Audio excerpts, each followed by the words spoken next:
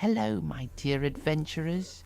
If you like the story, please subscribe. Welcome back to another evening of shared stories and wonder. Tonight, we journey to the land of Gondor in Middle-earth, to the white city of Minas Tirith that stands as a beacon of hope against the darkness. We will walk the gardens of the Citadel, where an old gardener tends a dead tree with more devotion than most men give to living things. And if you enjoy what I do here and want a way to support the channel, then consider checking out my Patreon link down below. But for now, settle yourself comfortably, perhaps with a warm cup of tea, and let us begin our tale in the fading light of an autumn evening. The sun was setting over Minas Tirith, painting the white stone of the city in shades of gold and amber that seemed to glow from within. Eldamir stood in the court of the fountain, as he had stood for more years than he cared to count, with his weathered hands resting on the smooth handle of his rake. The tool was old, its wood worn to a silken finish by decades of use, and it fit his palms as naturally as if it had grown there. The court itself was a place of quiet beauty, even now in the dimming light. It occupied the highest point of the citadel, the seventh and most sacred level of the great city. The fountain at its center still flowed, clear water bubbling up from deep springs beneath the mountain, cascading down in a gentle music that never ceased. Around the fountain stretched carefully tended gardens, beds of herbs and flowers that Eldamir maintained with the same care that others might give to priceless treasures. But dominating the court, standing before the great hall where the stewards held council, was the tree. The white tree of Gondor, or what remained of it. It stood perhaps 20 feet tall, its bark pale as bone, its branches bare and reaching toward the sky like the fingers of a supplicant frozen in prayer. No leaf adorned those branches, no bud promised future bloom. The tree had been dead for longer than Eldamir had been alive. Dead since the days of Steward Belekthor, dead and yet tended, watered, watched over, as if it were the most precious living thing in all the realm. And in a way, Eldamir supposed it was. Master Eldamir? Came a voice, young and uncertain. He turned to see Míriel approaching along the white-paved path, carrying a watering jug that seemed almost too heavy for her slim frame. She was 16 years old, dark-haired and serious-faced, with her mother's grey eyes and her father's stubborn chin. She had been his apprentice for 3 months now, learning the ways of the garden, the names of plants, the rituals of care that had been passed down through generations of gardeners who served the citadel. "Good evening, child," Eldamir said, and his voice was warm despite the weariness in his bones. He had been working since dawn, as he did most days, and he was well past 70 summers now. But the work was not yet done, and would never truly be done, not in his lifetime, nor perhaps in many lifetimes to come. "I brought fresh water from the fountain," Míriel said, setting down the jug with a small grunt of effort. "Should I tend to the roses along the southern wall, or would you have me help with the tree?" The tree. Always the tree. It was the question she asked most evenings, and Eldamir suspected she still did not fully understand why they devoted so much attention to something that would never bloom, never bear fruit, never provide shade or shelter or any of the practical gifts that living trees bestowed upon the world. "Come here, child," he said, gesturing to the stone bench that stood near the tree's base. "Sit with me a moment. The roses can wait, and the tree, well, the tree has been waiting these many years. It can wait a little longer while we rest our feet." Míriel obeyed, settling onto the bench with the natural grace of youth. She tucked her work dress around her legs, careful not to snag it on the rough stone, and looked up at him expectantly. Eldamir lowered himself down beside her with considerably less grace, his joints creaking like old hinges, and for a moment he simply sat, breathing in the cool evening air. The scent of the garden was rich around them. Late roses, their petals beginning to darken at the edges as autumn deepened, lavender, still fragrant despite the season's turning, rosemary and thyme from the herb beds, sharp and clean, and underneath it all the mineral smell of stone warmed by the sun, and now cooling in the dusk, and the ever-present sound of the fountain's gentle splash. "Do you know why I tend this tree?" Eldamir asked, his gaze fixed on the pale branches above them. Míriel was quiet for a moment, choosing her words carefully, as she often did.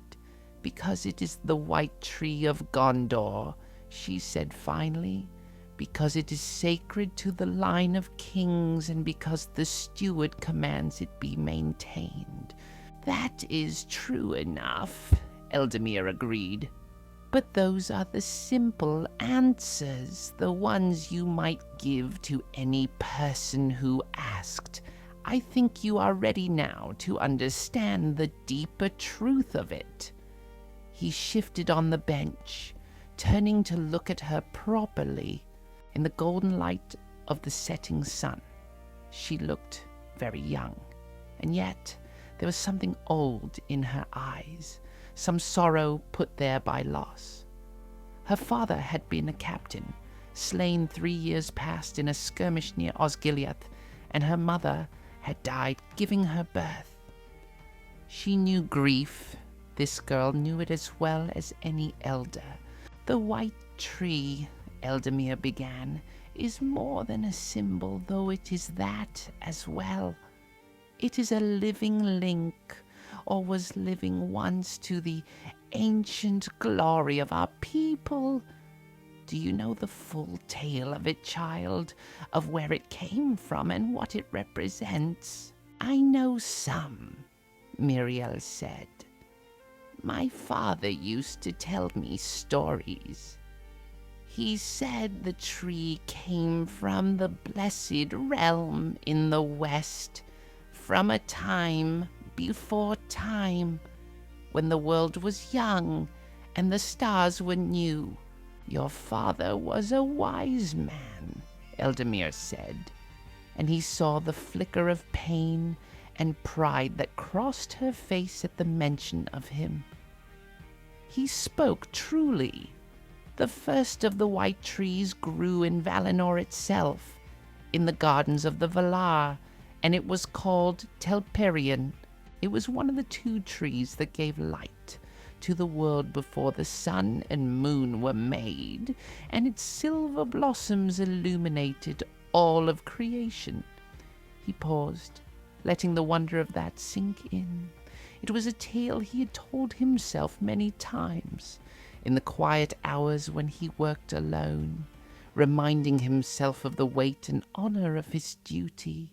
"From Telperion came Galathylion," he continued, "which grew in the city of Tirion upon Tuna, where the high elves dwelt in the elder days.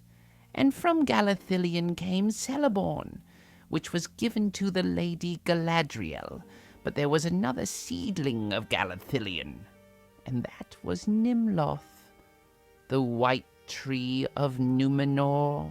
Míriel leaned forward, her attention fully caught now. These were not just stories, not just pretty tales told to children. These were the roots of her people, the deep history that stretched back through uncounted years to times of wonder and terror and glory beyond imagining. Now, Númenor was the great island kingdom given to the men who had fought against Morgoth in the First Age, Eldamir said. It was a land of beauty and power, where men lived longer than they do now, and were wiser and greater in all their works. And in the king's court in Armenelos, the white tree grew and flourished, a gift from the elves and a sign of the favor of the Valar. The fountain splashed softly in the gathering dusk. Somewhere in the city below, a bell rang, marking the end of the working day. The sound drifted up to them, distant and dreamlike. But Númenor fell, Míriel said quietly. My father told me that as well. He said the kings grew proud and foolish, and the sea swallowed their land in a single night. So it did, Eldamir confirmed, and there was great sorrow in his voice.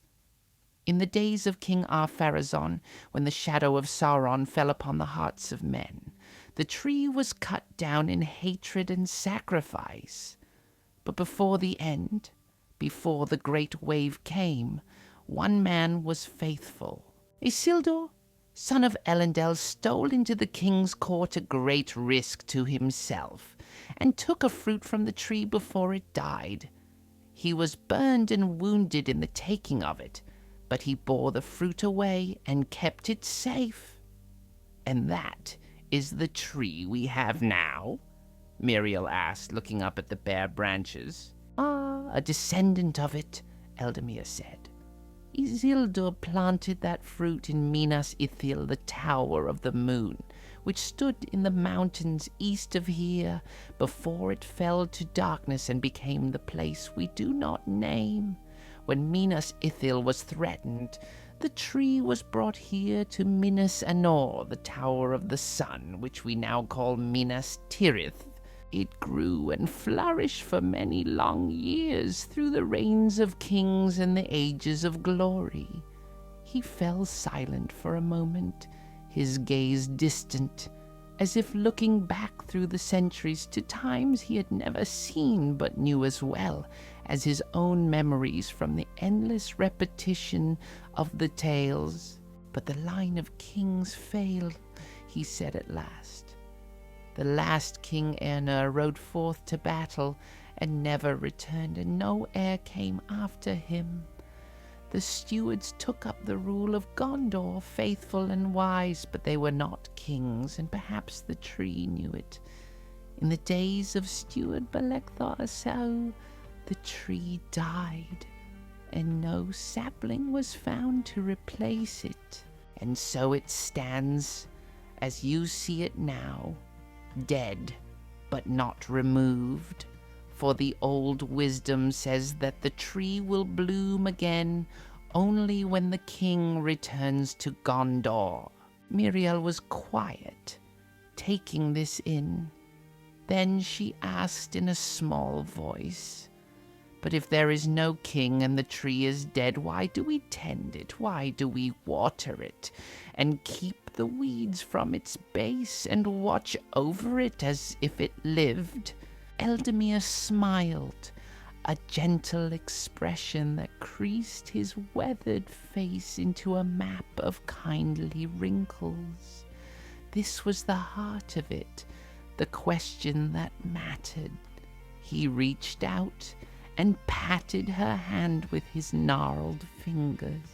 Because hope, dear child, must be tended just as carefully as any growing thing. Hope is fragile.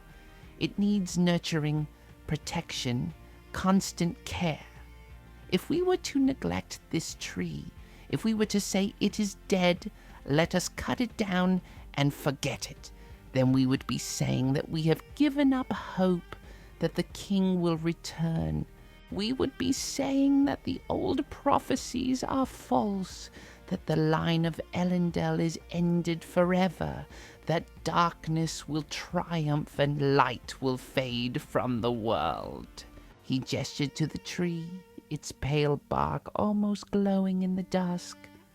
But as long as we tend this tree, as long as we keep faith with it, we are saying something else. We are saying that we believe in tomorrow. We are saying that even when things seem darkest, even when the tree appears dead beyond all revival, we trust that spring will come again. That is why I have devoted my life to this work, Míriel. Not because I expect to see the tree bloom in my lifetime. I am old, and that day, if it comes, will likely come long after I am dust. But because some things are worth doing even if we never see the result. Míriel looked up at the tree with new eyes, and Eldamir could see understanding beginning to dawn in her face. She was a bright girl, quick to learn, and she had a good heart. She would make a fine keeper of the garden when he was gone. I think I understand, she said slowly. It is like my father, in a way. He died defending Osgiliath, and the city is still in ruins, and the enemy still presses upon our borders. But he fought anyway, because he believed it mattered, because he had hope that someday, somehow, the darkness would be pushed back. Yes, Eldamir said, and his voice was thick with emotion. Yes, child, exactly like that. Your father was a hero, though he may never be remembered in songs. He did his duty faithfully in the place he was given with the strength he had. That is all any of us can do. And it is enough if we do it with love and hope in our hearts. They sat together in comfortable silence as the sun sank lower, the shadows lengthening across the white stones of the court. The fountain's music seemed louder now, filling the quiet spaces, and the first stars were beginning to appear in the deep blue vault of the sky overhead. Finally, Eldamir stirred and pushed himself to his feet with a small groan. Come, child, the roses do still need tending, and then we must lock the tools away for the night. There will be time for more stories in the days to come. I have many to tell you, if you wish to hear them. I do, Míriel said eagerly, rising as well and retrieving her watering jug. I want to know everything, all the history, all the lore, everything you can teach me. Everything is a tall order, Eldamir chuckled, but I will teach you what I know and what was taught to me, and we will do our best to keep the knowledge alive for the next generation. That is how wisdom survives, child. Not written in books alone, though books are precious, but passed from heart to heart, from master to student in the quiet moments between tasks. They moved together through the garden as the light faded, tending the roses, pulling the few weeds that had dared to show themselves, checking that all was well before the night's rest. Eldamir worked slowly, showing Míriel how to prune away the spent blooms, how to feel the soil to know if it needed water, how to read the signs that plants gave when they were thriving or struggling. And always, at the center of the court, The white tree stood silent in its vigil, waiting for a spring that might never come, tended by faithful hands that would never see it bloom, but tended nonetheless, with love and care and stubborn, enduring hope. As they finished their work and gathered the tools to take them to the storage shed, Eldamir paused once more before the tree. He reached out and placed his palm against the pale bark, feeling the cool smoothness of it, the dead wood that would never quicken with sap again, and yet was not entirely without meaning or purpose.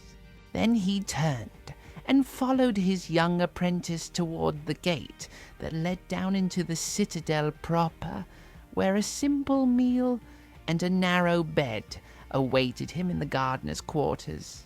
Behind them, the white tree stood watch over the city, as it had for uncounted years, dead but not defeated, a testimony to the endurance of hope in the face of sorrow. And far above, the stars looked down, ancient and unchanging, as they had looked down on Númenor in its glory, and on the elder days when the world was young, and they would look down still when all the works of men had passed into legend and dust.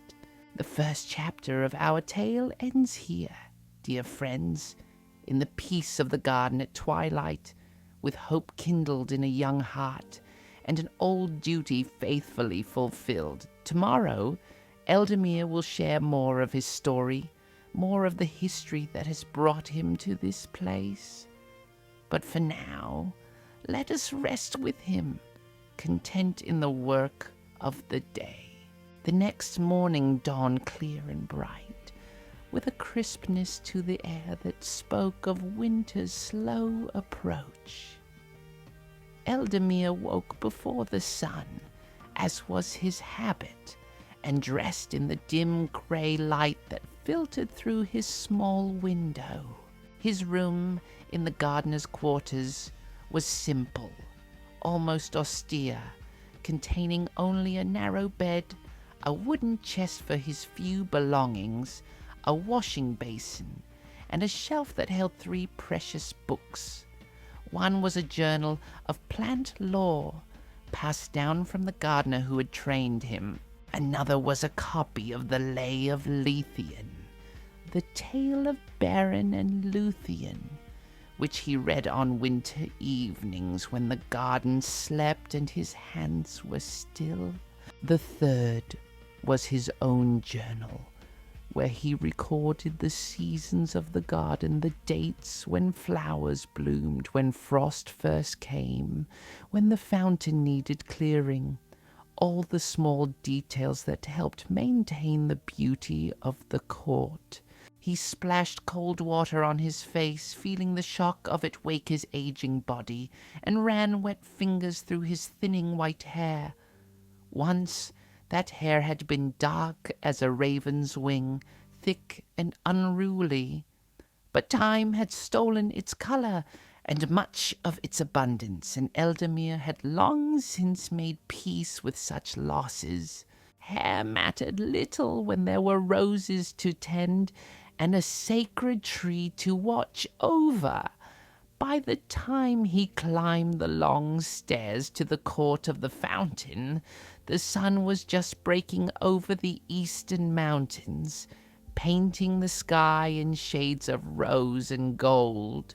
Míriel was already there, he was pleased to see, kneeling by the herb beds and pulling the few weeds that had sprouted overnight. She looked up as his footsteps announced his arrival, and gave him a smile that warmed his old heart. "Well begun is half done," Eldamir replied, an old saying that his own master had been fond of repeating. "But come, child, and break your fast first. I have bread and cheese in my pack, and the morning is young enough to spare a few moments."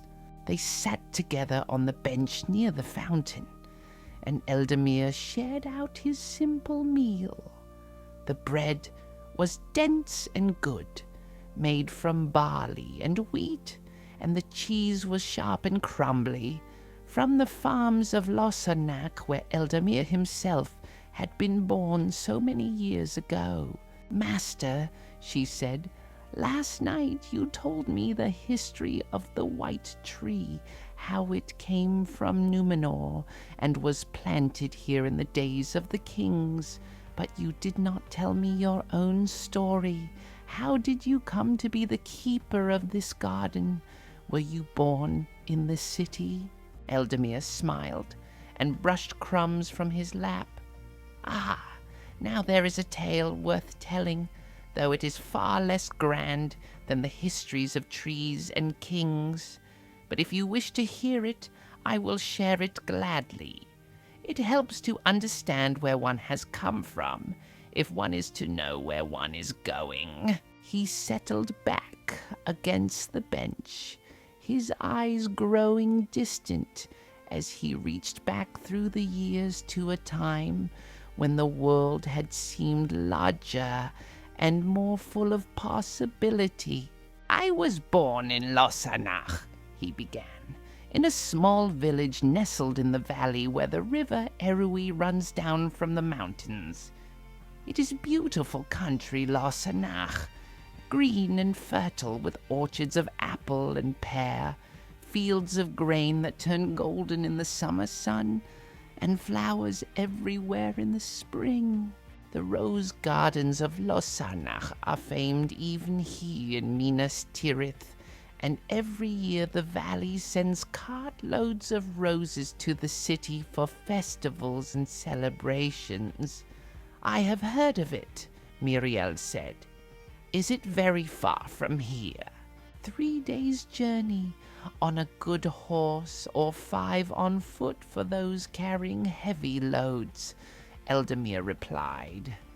"But when I was a boy, it seemed like the entire world. I had never been more than a few miles from my village, and I had no great desire to leave it. My father was a farmer, as his father had been before him, and I was the youngest of 5 children. I had 3 brothers and a sister, all older than me, and the farm was not large enough to support us all once we were grown." He paused, remembering faces long gone now into shadow, his brothers, strong and hearty, working the fields under the hot sun, his sister, fair and clever, who had married a merchant and gone to live in Pelagia by the sea, his mother, with her gentle hands and patient voice, teaching him the names of plants in their kitchen garden. "I was perhaps 12 years old," Eldamir continued, "when it became clear that I would need to find my own path in the world. I was not suited to soldiering, being more given to thought than action, and I had not the head for numbers that a merchant needs, but I had always loved growing things. Even as a small child, I would follow my mother around her garden, asking the names of every plant, wanting to know how they grew and what they needed, and why some thrived while others withered. My mother said I had the touch," he added with a soft smile.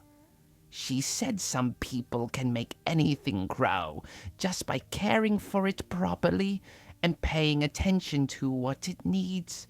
She said it was a gift, and that I should use it wisely." Míriel listened intently, her breakfast forgotten in her lap. "So you became a gardener. In time, yes. But the path was not straight," Eldamir said. "When I was 14, a man came through our village, an old gardener from Minas Tirith who was traveling through Lossarnach to study the rose cultivation there and to purchase rootstock for the Citadel gardens. His name was Calimbal, and he was ancient even then, with hands gnarled like old tree roots and a back bent from years of labor. But his eyes were bright and keen, and when he looked at a plant, he saw everything. Its health, its needs, its very soul, if such a thing can be said of growing things. I met him in my mother's garden, Eldamir said, and the memory was so vivid he could almost smell the sweet scent of the roses that had been blooming that day. He had stopped to ask for water, and my mother, being hospitable as was her nature, invited him to sit and rest. While they talked, I was working in the garden transplanting some seedlings, and I was so absorbed in the task that I did not notice him watching me. Finally, he spoke. "Boy," he said, "you have good hands, gentle but firm. The plants trust you." I was startled, and I stammered something foolish, but he just laughed and asked my mother if I was spoken for, if I had a trade or a master. When she said I did not, he looked at me with those keen eyes and asked if I would like to learn the art of gardening properly in the greatest city of the realm, tending the gardens of the Citadel itself. Eldamir shook his head, remembering the mixture of terror and excitement that had flooded through his young heart. I could scarcely believe it. To go to Minas Tirith, to serve in the Citadel. It seemed like something from a story, not something that could happen to a farmer's son from a quiet village in Lossarnach. But my mother saw the opportunity for what it was, he continued. She knew there was no future for me on the farm, and she knew that I had a gift that should not be wasted. So she gave her permission, though I could see it pained her to do so. And 3 days later, I set out with Master Calimbal, walking the long road to Minas Tirith with all my possessions in a small pack on my back. "Were you frightened?" Míriel asked softly. "Terrified," Eldamir admitted. I had never been away from home, never been among strangers, never seen anything larger than our village and the nearby town where we went to market. And then, as we came around the last bend in the road, I saw it. Minas Tirith, the Tower of God, the White City. His voice grew hushed with remembered awe.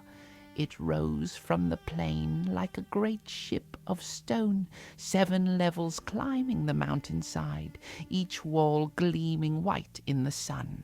Banners flew from the citadel at its crown, and even from a distance I could see the great gate, tall and proud, with guards standing in the livery of the tower. It was the most magnificent thing I had ever seen, and I stood rooted to the spot, gaping like a fool, until Master Calimbal laughed and tugged at my sleeve. "Come, boy," he said. "The city will still be there after you have closed your mouth.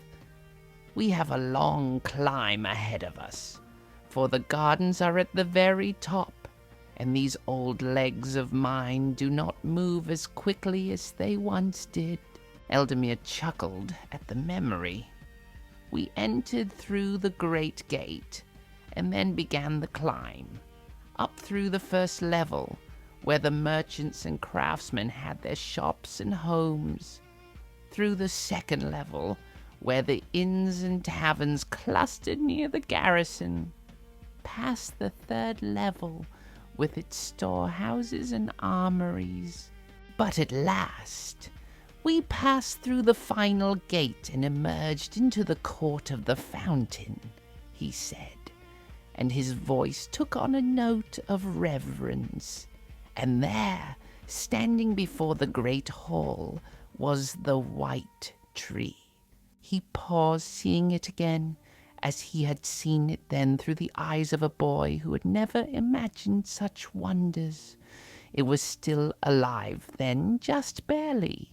Its leaves were sparse and pale, and few blossoms graced its branches, but it lived, and I remember thinking that it was the most beautiful thing I had ever seen, even in its decline. Master Callumble brought me to stand before it, and he placed my hand upon its bark. This tree, he said, is your charge now, as it has been mine. You will water it, tend the soil around its roots, watch for signs of disease or distress. You will learn its moods and its needs, and you will care for it as if it were the most precious thing in all the world, because it is. I did not fully understand then, Eldamir admitted. I was young and ignorant, and I thought it was just a tree, albeit a sacred one. But Master Callumble was patient with me. He taught me everything.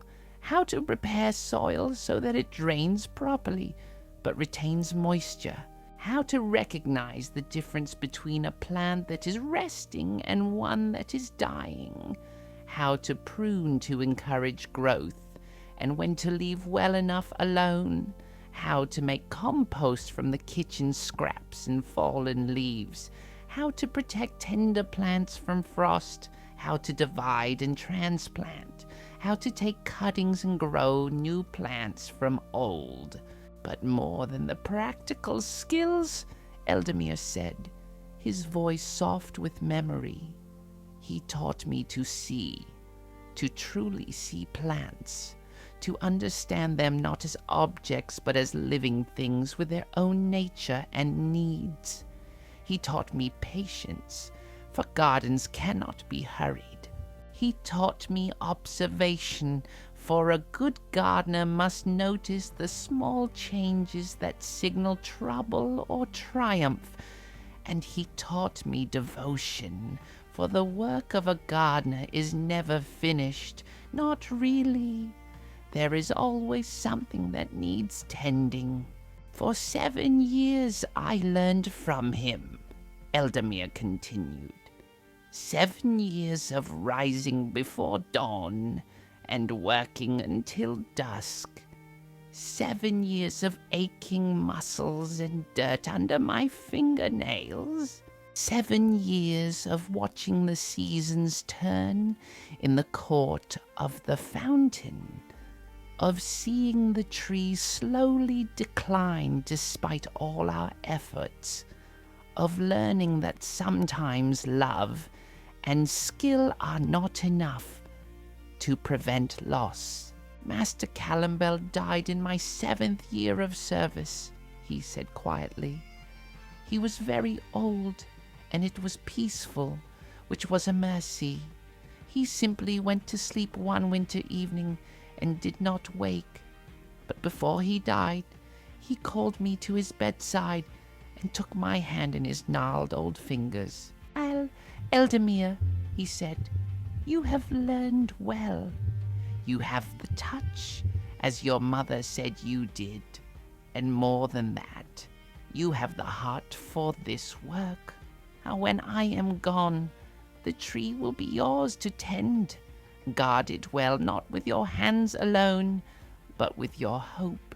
I said that I did, Eldamir continued, though in truth I only half understood then. I was still young, barely 20 years old, and death seemed very far away, and hope seemed like something that would naturally endure without special effort. But I have lived a long time since then, and I have come to understand what he meant. Hope is not natural, Eldamir said, looking at Míriel with serious eyes.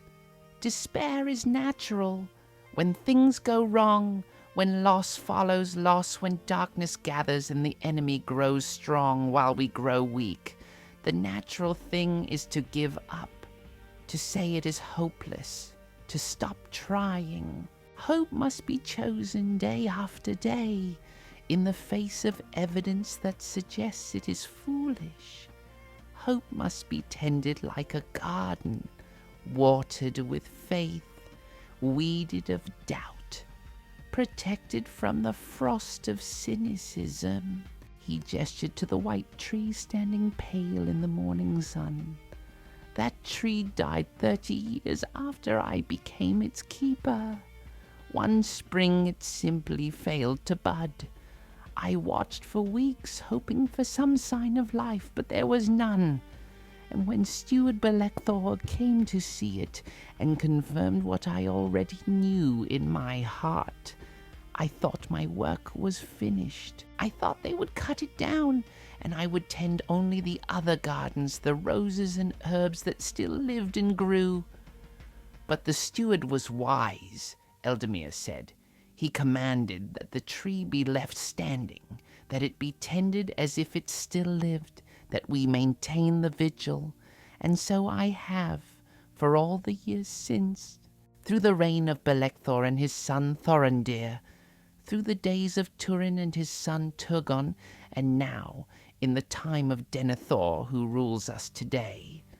50 years I have tended a dead tree, Míriel, and I will tend it until I die, or until the king returns, whichever comes first. He smiled then, a gentle expression full of peace. And I do not regret a single day of it.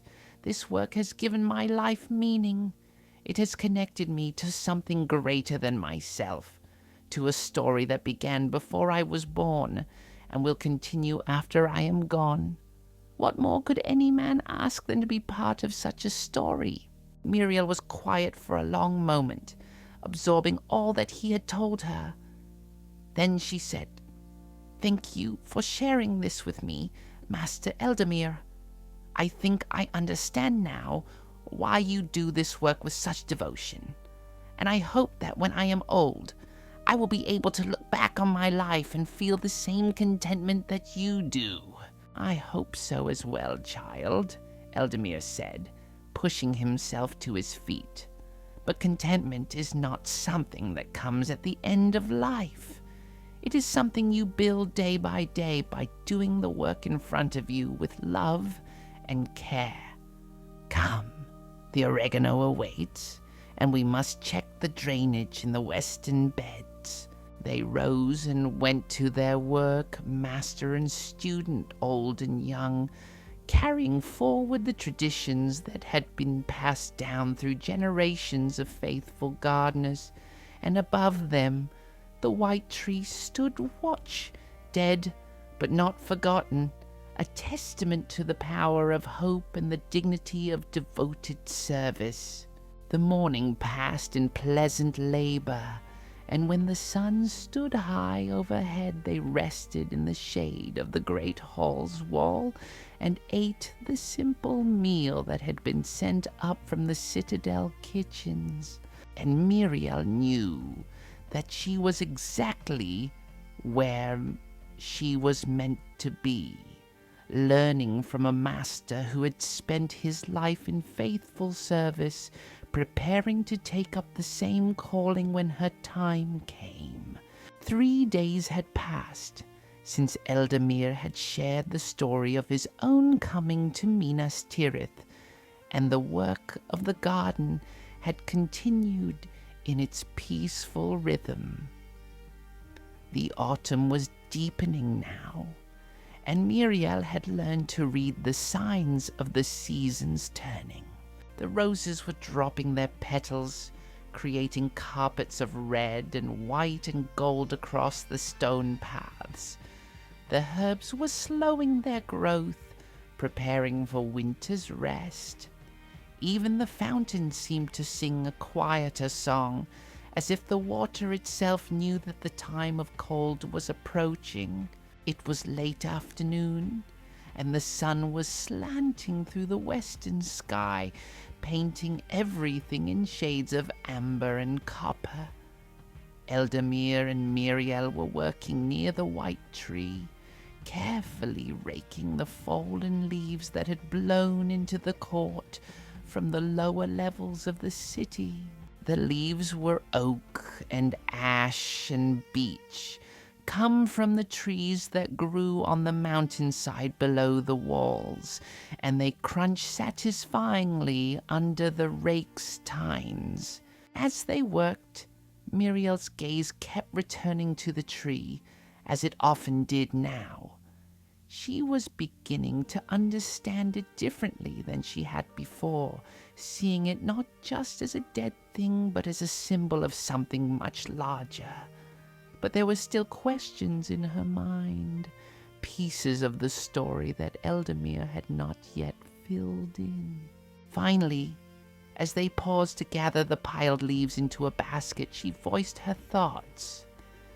"Master Eldamir, you have told me how the white tree came from Númenor, and how you came to be its keeper. But there is much you have not told me about the tree itself, about its history here in Gondor, and about the kings who once sat upon the throne." Eldamir straightened, pressing one hand to the small of his back where the long day's work had left it aching. He looked at the girl with approval. "You ask good questions, child. Questions that show you are thinking deeply about these things. Come, let us sit a moment and I will tell you what I know." They settled on the bench, and Eldamir took a moment to order his thoughts.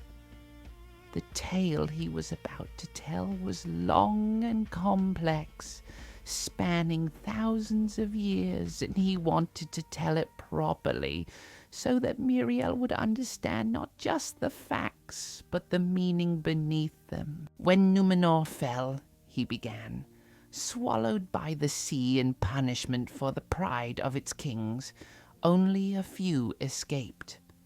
Elendil the Tall and his sons Isildur and Anarion came to Middle-earth with 9 ships, bearing with them the survivors of the faithful, those who had not turned away from the wisdom of the elves and the will of the Valar. And Isildur brought with him the fruit he had taken from Nimloth, the white tree of Númenor, though he was burned and wounded in the saving of it.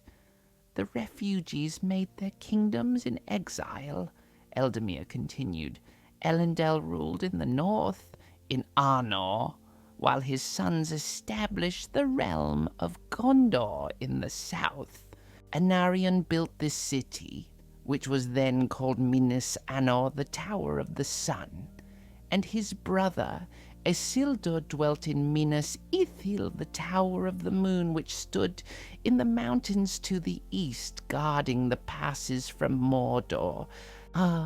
In Minas Ithil, Isildur planted the fruit of the white tree," Eldamir said, "and it grew into a sapling, and the sapling became a great tree that flourished in the courtyard of the Tower of the Moon. For many years it grew there, a living link to lost Númenor and to the ancient days before the world was broken."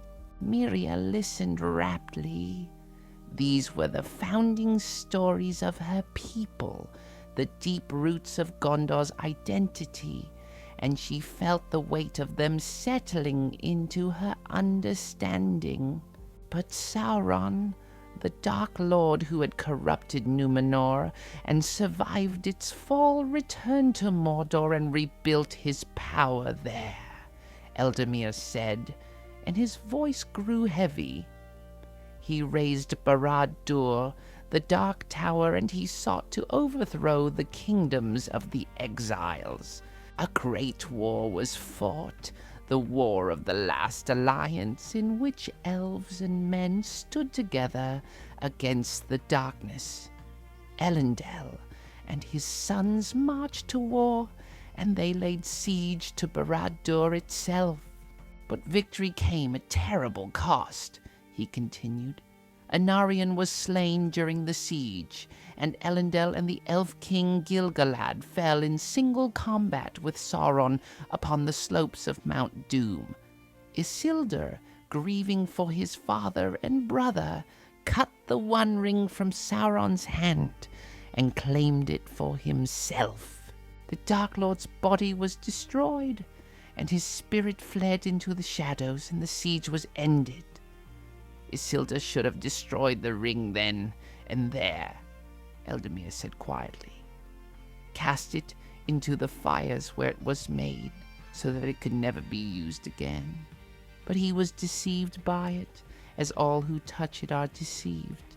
He kept it, claiming it as Wergild for his father and brother, and he took it north to Arnor. But he never reached his destination. Orcs ambushed his company at the Gladden Fields, and Isildur was slain, and the ring was lost in the river. And so the shadow that should have ended continued, waiting for its chance to return. Ah, that is the sad part of the tale, Eldamir said.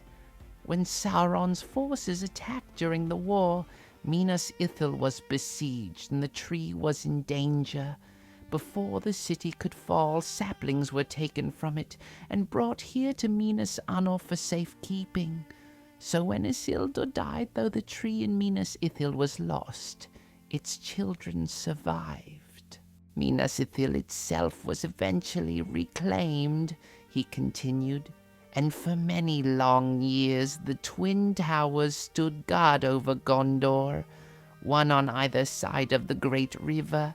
The kings of Gondor ruled in glory, and their realms stretched far and wide from the grey mountains in the north to the coasts of Harad in the south, from the sea in the west to the borders of Rhûn in the east.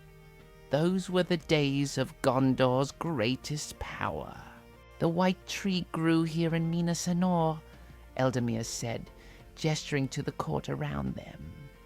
It flourished in this very courtyard, or rather its ancestors did, for trees like men do not live forever. When one tree grew old and died, a sapling would be found growing nearby, a child of the tree that would take its place. This happened several times over the long years, and each time the new tree was planted with great ceremony, a sign that the line continued unbroken. He fell silent for a moment, his gaze distant, as if seeing those long-ago ceremonies played out before him. The kings who ruled in those days were mighty indeed, he said at last. They were tall and strong, with wisdom beyond that of other men, for the blood of Númenor ran in their veins, and they lived longer and aged more slowly than common folk. Some ruled for 100 years or more. They were builders and warriors, scholars and statesmen. Under their rule, Gondor was the greatest kingdom of men in all of Middle-earth. But all things fade, Eldamir continued, and there was deep sorrow in his voice. The height of Númenor dwindled in their descendants generation by generation. The kings lived shorter lives, and their wisdom grew less. Wars and plagues took their toll, and ever the shadow in the east grew stronger, though slowly, waiting for its time to return. The last king to sit upon the throne of Gondor was Eärnur, Eldamir said. He was a great warrior, proud and valiant, but he lacked wisdom. The lord of the Nazgûl, chief of Sauron's servants, had taken Minas Ithil and made it into a place of horror, renaming it Minas Morgul, the Tower of Sorcery. And the Witch King, as the lord of the Nazgûl was called, taunted Eärnur, challenging him to single combat, mocking his courage. Eärnur was not a man to suffer such insults, Eldamir continued. Twice the Witch King challenged him, and the first time The king's counselors prevailed upon him to ignore the provocation. But 7 years later, when the challenge came again, Ernur's pride overcame his judgment. He rode forth to Minas Morgul with only a small company of knights, and he was never seen again. Whether he was slain or captured and tormented, no one knows. But he left no heir, and there was no one with a clear claim to the throne. That was nearly 1,000 years ago, Eldamir said softly. Since then, the stewards have ruled Gondor in the king's name, holding the throne in trust, waiting for the king to return. But no king has come, and as the years passed, fewer and fewer believed that one ever would. And the tree? Míriel prompted. When did it die? The tree died in the days of Steward Belecthor II, Eldamir replied. That was about 200 years ago, long before I was born, but not so long in the life of a kingdom. The steward searched everywhere for a sapling, but none could be found. The line of the tree seemed to have failed, just as the line of kings had failed before it.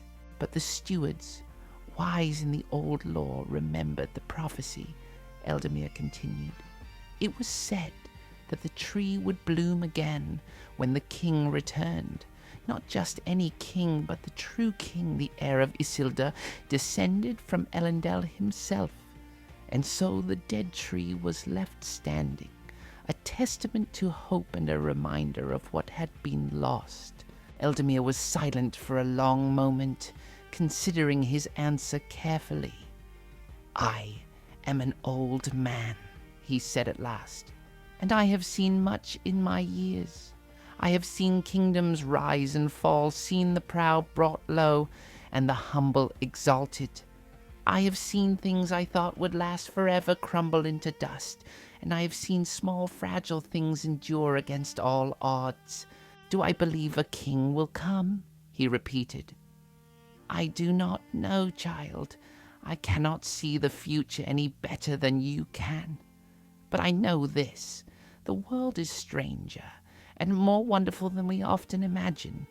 The old tales tell of things that seem impossible, yet they happened.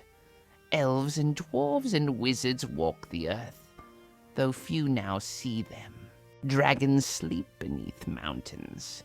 Magic, real magic, exists in the world, though it grows fainter with each passing age. So could there be an heir of Isildur, hidden somewhere, unknown even to himself perhaps, waiting for his moment? Eldamir spread his hands. Why not? Stranger things have happened, and even if no king comes in my lifetime, or yours, or your children's children's lifetime, still the hope matters. The act of keeping faith matters. We do not tend this tree because we are certain of the outcome. We tend it because it is the right thing to do, because it keeps alive the possibility of renewal, because it says to the darkness that we have not surrendered. He stood and walked to the tree, placing his weathered hand against its pale bark, as he had done countless times before. This tree is a promise, he said, a promise that the line of kings has not ended forever, a promise that spring will come again after winter, a promise that light can return even after the deepest darkness. Whether that promise will be fulfilled in our time is not for us to say. Our task is simply to keep the promise alive. Míriel joined him, standing beside the tree and looking up at its bare branches reaching toward the sky. It must have been beautiful when it was alive, she said softly.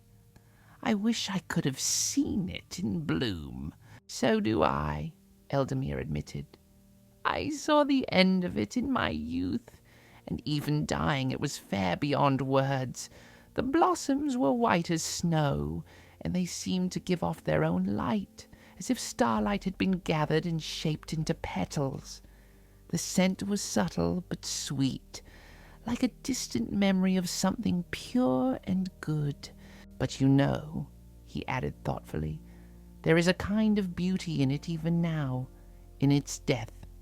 It stands here, patient and enduring, waiting without complaint or despair. It has become a symbol of something more powerful than mere life.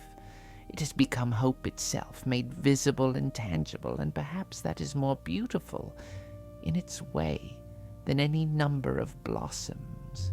They stood together in the gathering dusk, the old gardener and his young apprentice, while the shadows lengthened across the court of the fountain.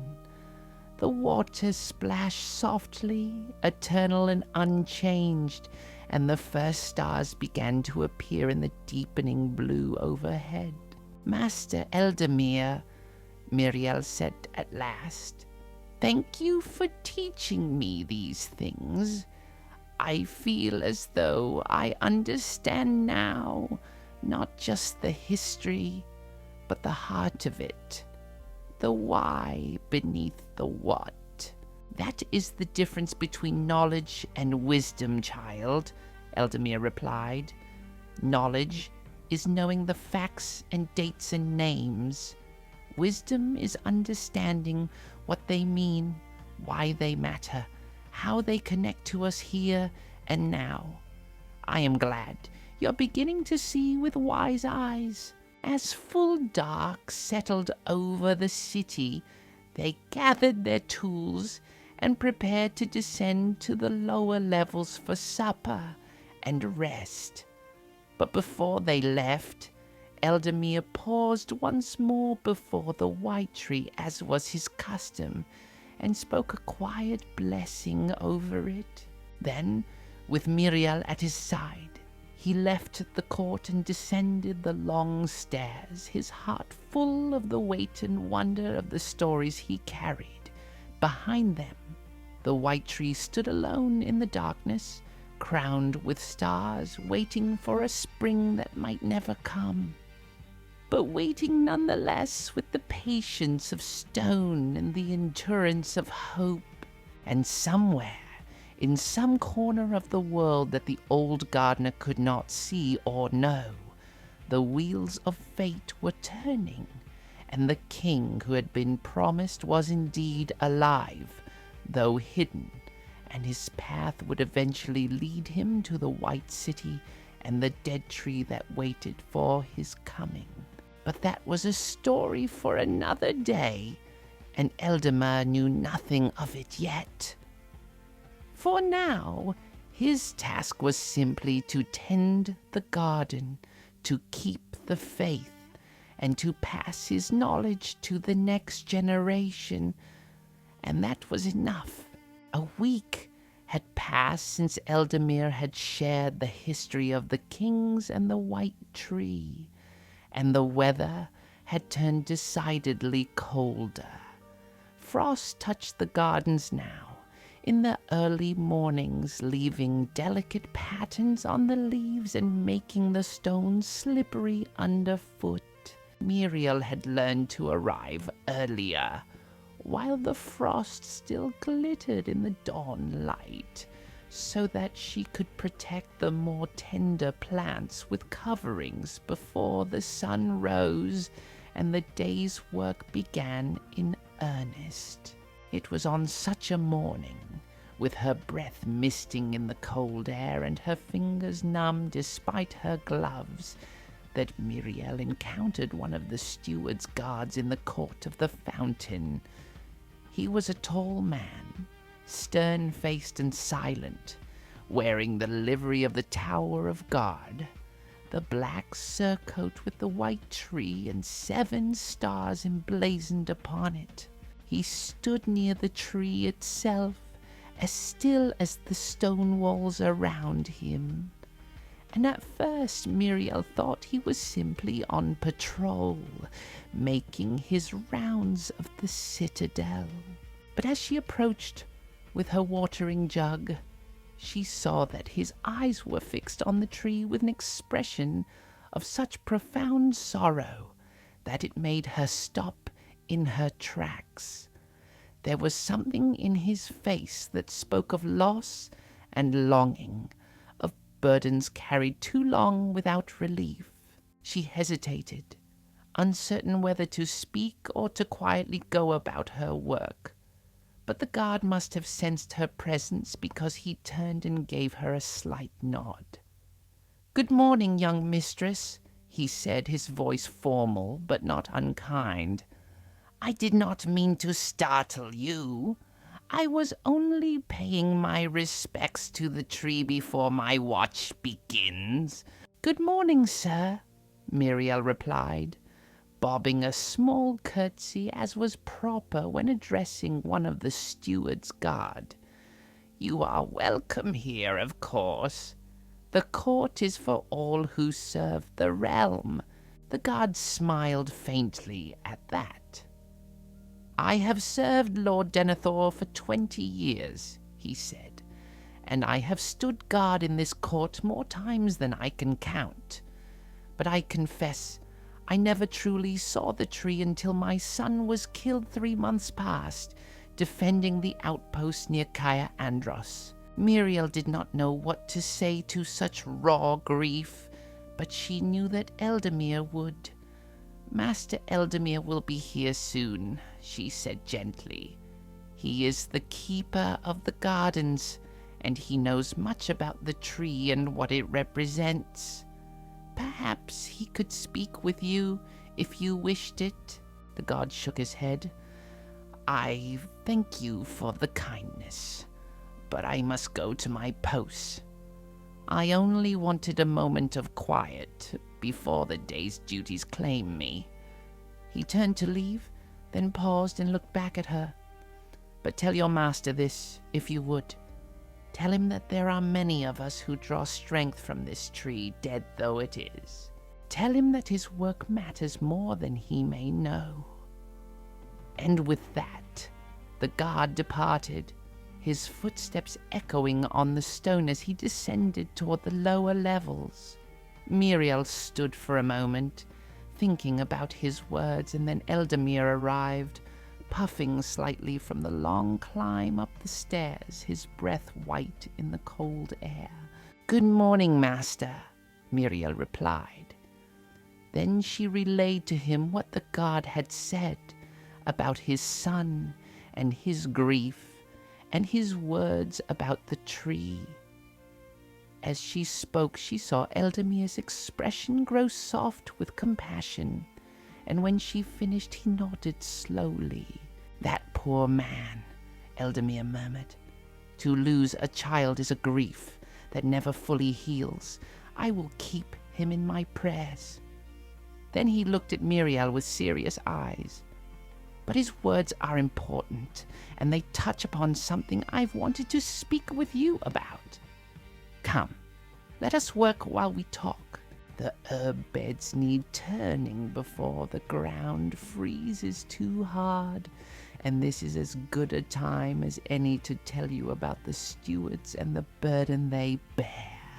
They collected tools from the shed and made their way to the herb beds that lined the southern wall of the court, where rosemary and sage and thyme grew in neat rows.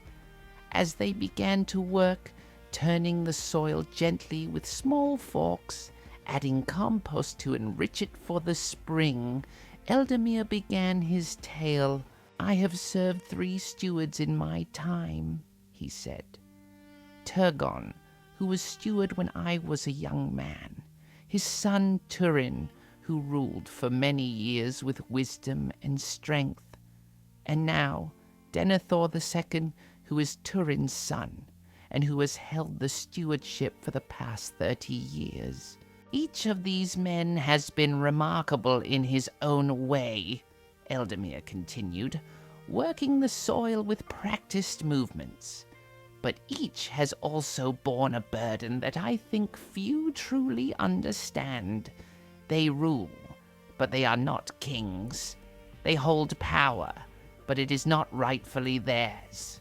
They sit in the steward's chair, but the throne itself remains empty, always reminding them that they are merely placeholders, waiting for another. He paused in his work, leaning on his fork as he gathered his thoughts. Turgon was an old man when I first came to the Citadel. He was in his 80s, bent with age but still sharp of mind and kind of heart. I remember the first time he came to inspect the gardens after I had become the keeper. He walked slowly through the court, examining each bed, asking me questions about my methods and my plans. And when he came to the white tree, he stood before it for a long time, so long that I began to worry that he was unwell. But finally, he spoke. "Gardener," he said, "do you know how many stewards have tended this realm since the last king departed?" I admitted that I did not know the exact number, and he smiled sadly. 23, he said. "I am the 23rd steward to hold this office, and I will not be the last.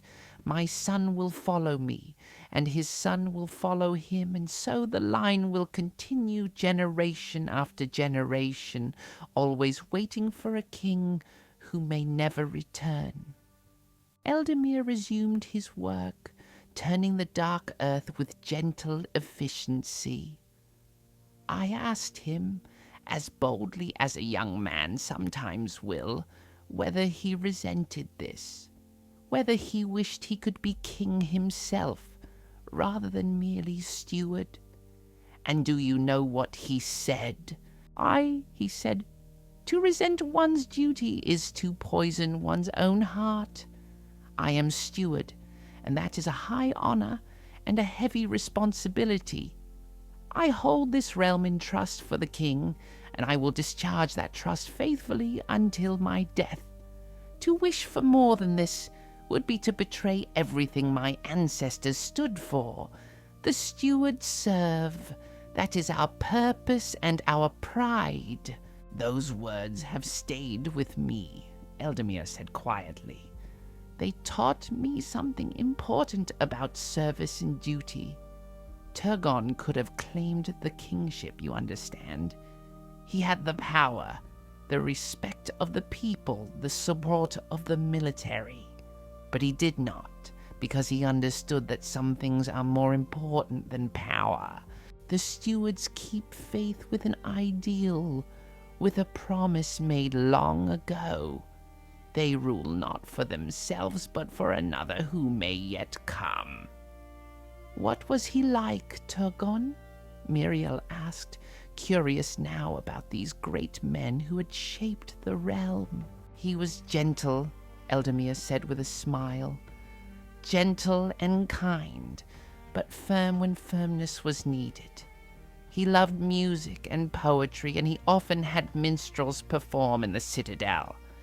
He believed that beauty and culture were as important as military strength, that a realm worth defending must be a realm worth living in. He died peacefully in his sleep," Eldamir continued, "and his son Turin succeeded him. Now, Turin was a different sort of man altogether. Where Turgon had been gentle, Turin was stern. Where Turgon had loved poetry, Turin studied military history and strategy. He was preparing even then for the war he knew must eventually come." "I was intimidated by him at first," Eldamir admitted. "He was tall and imposing, with a hard face and eyes that seemed to see through to one's very soul. But I came to understand that his sternness came not from cruelty, but from the weight of responsibility he felt. He knew that dark days were ahead, and he was determined that Gondor would be ready when they came." I remember once," Eldamir said, his voice taking on a note of fondness despite the gravity of the memory. "There was a severe drought in the middle of summer. The fountain still flowed, of course, fed as it is by deep springs that never fail. But water was precious throughout the city. I thought surely he would tell me to stop watering the white tree, Eldamir continued. After all, it was dead. What was the point of wasting precious water on it? But when he came to the court and I asked him about it, he looked at me as if I had suggested abandoning the city itself. "Ah, the tree will be watered," he said, his voice hard as iron. "If every other plant in the city dies, still the tree will be watered. Do you understand me, gardener? This tree is not just wood and bark. It is hope. It is promise. It is the very soul of Gondor. Let the people see us tending it even in the worst drought, and they will know that we have not given up. They will know that we still believe in tomorrow." "And so we watered the tree," Eldamir said, "while gardens throughout the city went brown and died. And the people did take heart from it, just as Steward Turin had said they would. They saw that the Citadel kept faith even in hardship, and it strengthened them to endure their own trials." Míriel was quiet, absorbing this. She had never thought about the tree as something that affected the morale of the people, but now that Eldamir had pointed it out, she could see how it might be true. Symbols mattered. Faith mattered. The visible acts of hope could inspire invisible courage in the hearts of those who witnessed them. "Turin ruled for many years," Eldamir continued, moving on to the next section of the herb bed. "He strengthened the defenses of the realm, rebuilt fortifications that had fallen into disrepair, maintained a strong military presence along all the borders. He was not a war man, but he was a good steward, and Gondor was stronger for his leadership. He died in battle," Eldamir said quietly, "leading a counterattack against orcs who had raided the farmlands near Anarayen. He was 70 years old, too old to be fighting, but he would not send his soldiers into danger without being willing to share that danger himself.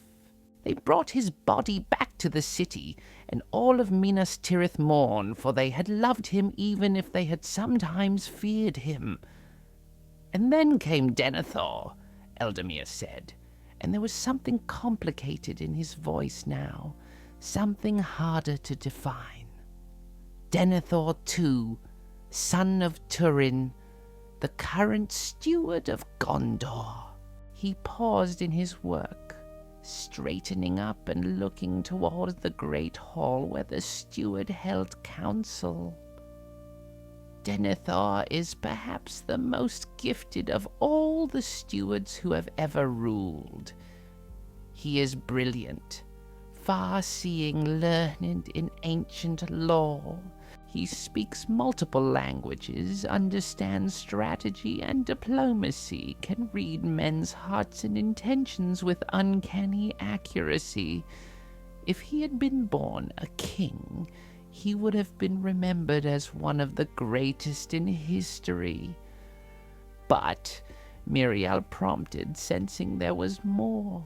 "But," Eldamir said slowly, "he knows his own gifts, and I think it galls him to be merely steward when he could be so much more.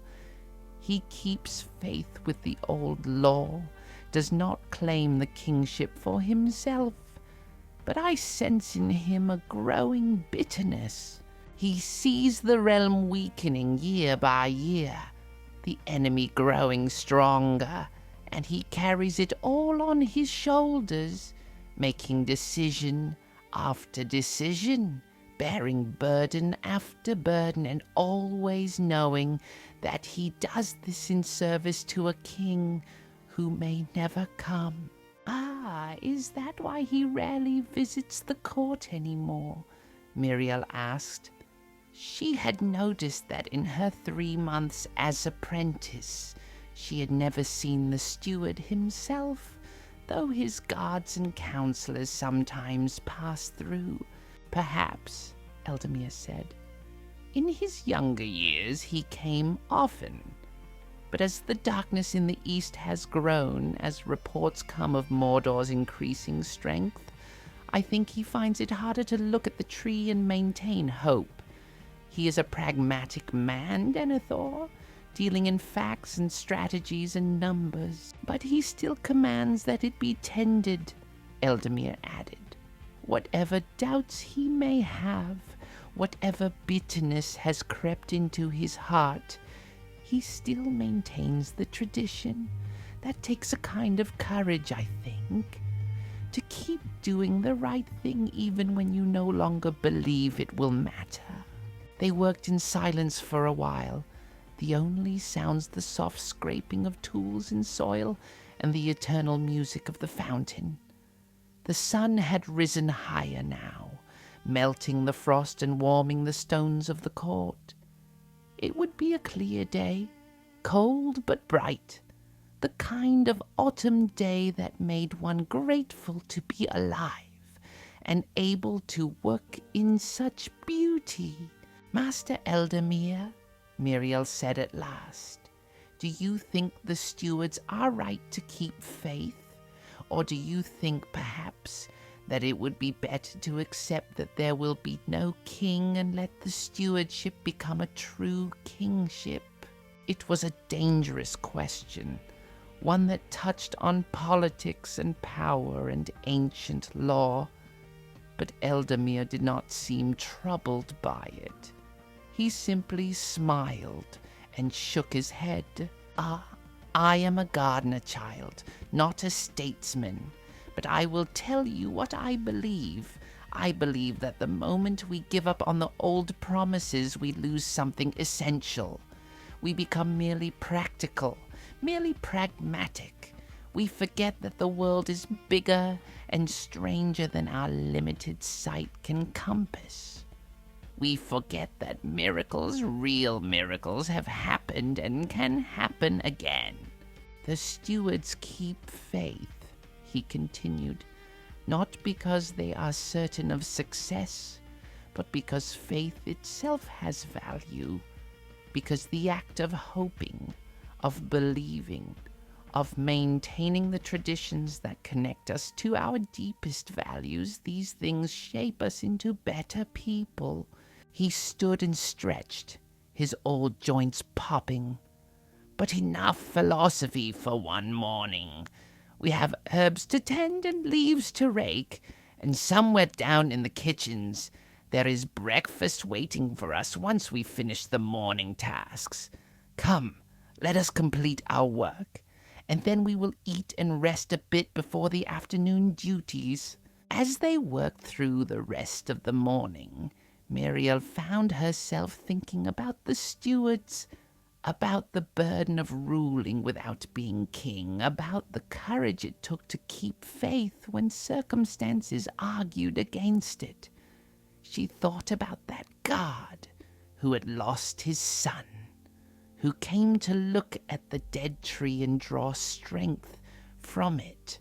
She thought about all the people throughout the city who looked up at the Citadel and saw the white tree standing there, a visible promise that not all was lost, that hope endured.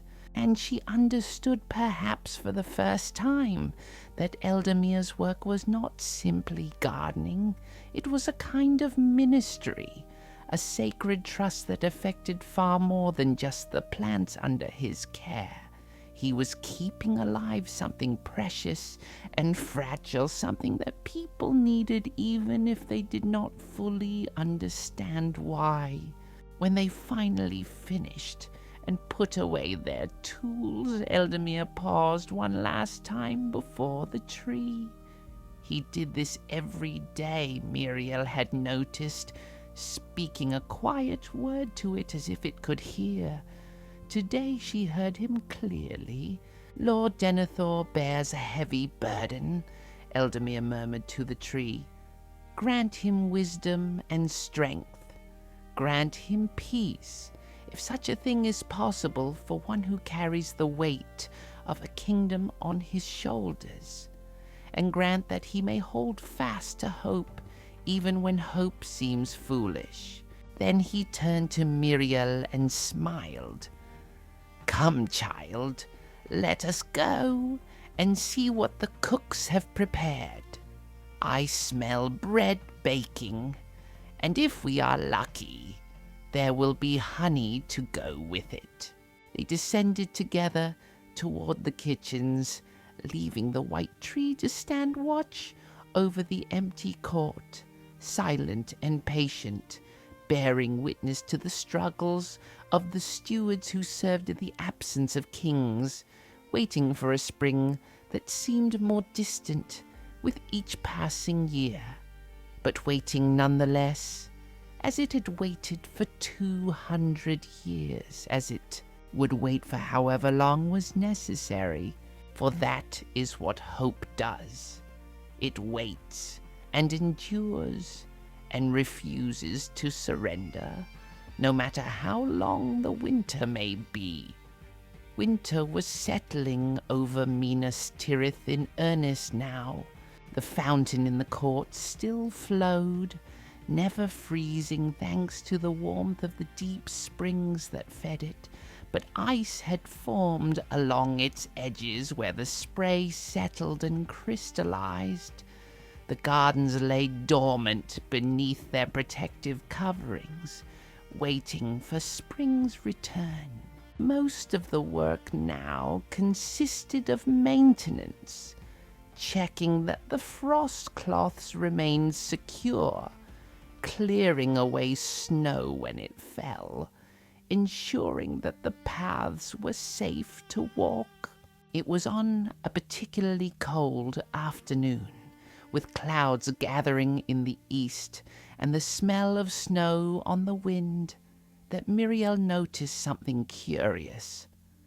Eldamir had finished the morning tasks earlier than usual and had mentioned needing to check on something in another part of the Citadel. This was not particularly unusual in itself, but what caught Míriel's attention was the way he had said it, with a slightly evasive quality that suggested he was keeping something to himself. Her curiosity aroused, Míriel found herself following at a discreet distance as Eldamir made his way, not down toward the lower levels, but rather along the outer wall of the citadel toward a section she had rarely visited. This was the old part of the fortress, built in the early days of Gondor, with thick walls and narrow windows and corridors that twisted and turned in ways that made no sense to modern eyes. Eldamir seemed to know exactly where he was going. He moved with purpose despite his age, turning down a narrow passageway that ran between two of the oldest towers, then descending a short flight of stone stairs that were worn smooth by countless feet over countless years. Míriel followed quietly, her soft shoes making little sound on the ancient stone. The passage ended at a heavy wooden door, weathered grey with age but still solid.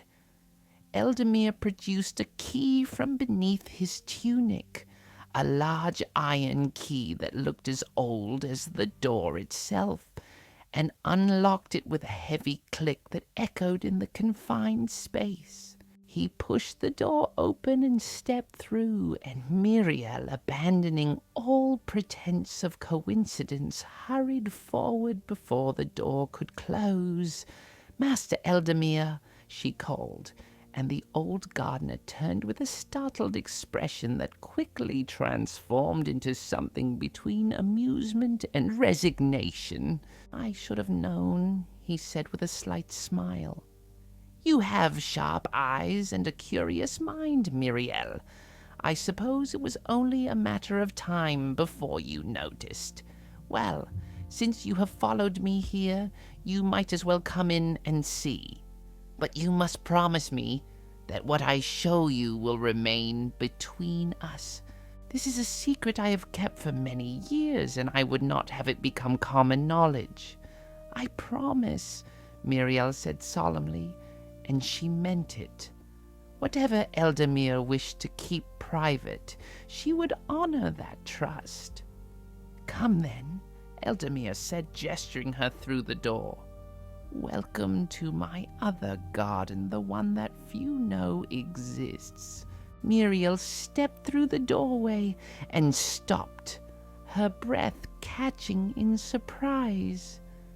She had expected a storage room, perhaps, or an old workshop. What she found was something far more remarkable. The space was long and narrow, clearly built into the thickness of the citadel's outer wall. High windows along one side let in indirect northern light, and the room was surprisingly warm, heated by some clever channeling of warm air from the kitchens far below. But what dominated the space were the plants. Everywhere she looked there were plants. Not the common herbs and flowers of the main court, but strange and wonderful things she had never seen before. Trees growing in large pottery containers, some as tall as she was, with silvery bark and leaves that seemed to shimmer in the dim light. Smaller plants in rows of clay pots, carefully labeled in Eldamir's neat script. Shelves along the walls holding sealed jars of seeds, organized and catalogued with meticulous care. Master, Míriel breathed, what is this place? This, Eldamir said, moving into the room with the ease of long familiarity, is where I keep hope alive, in a more tangible form than the dead tree in the court. Come, let me show you. He led her to the largest of the potted trees, a graceful specimen perhaps 10 feet tall with pale bark and delicate leaves of silver green. Do you recognize this? He asked. Míriel studied it carefully. There was something familiar about it, something that called to mind the descriptions she had heard of the white tree, but different somehow, smaller and less noble in bearing. Is it related to the white tree? She ventured. Very good, Eldamir said with approval. This is a descendant of Celeborn, the white tree that grew in the elven city of Lothlorien. The Lady Galadriel sent seeds to Gondor many years ago, a gift to strengthen the failing bloodline of our tree.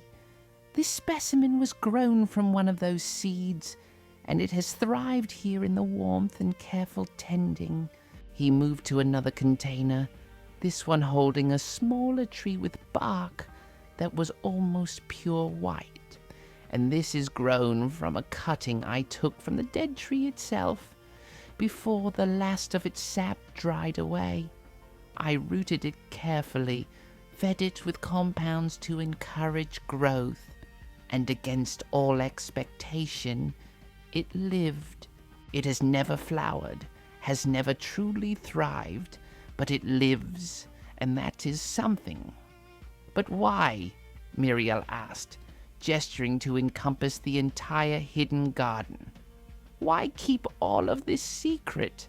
Surely the steward would want to know that you have managed to preserve the bloodline of the white tree. Eldamir was quiet for a long moment, his weathered face thoughtful.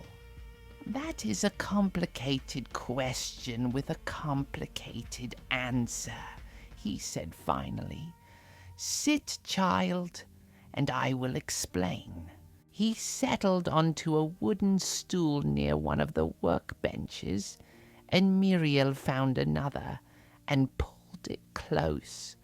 The warm air and the green growing things all around them created an atmosphere of peace and life that was startling in the midst of winter.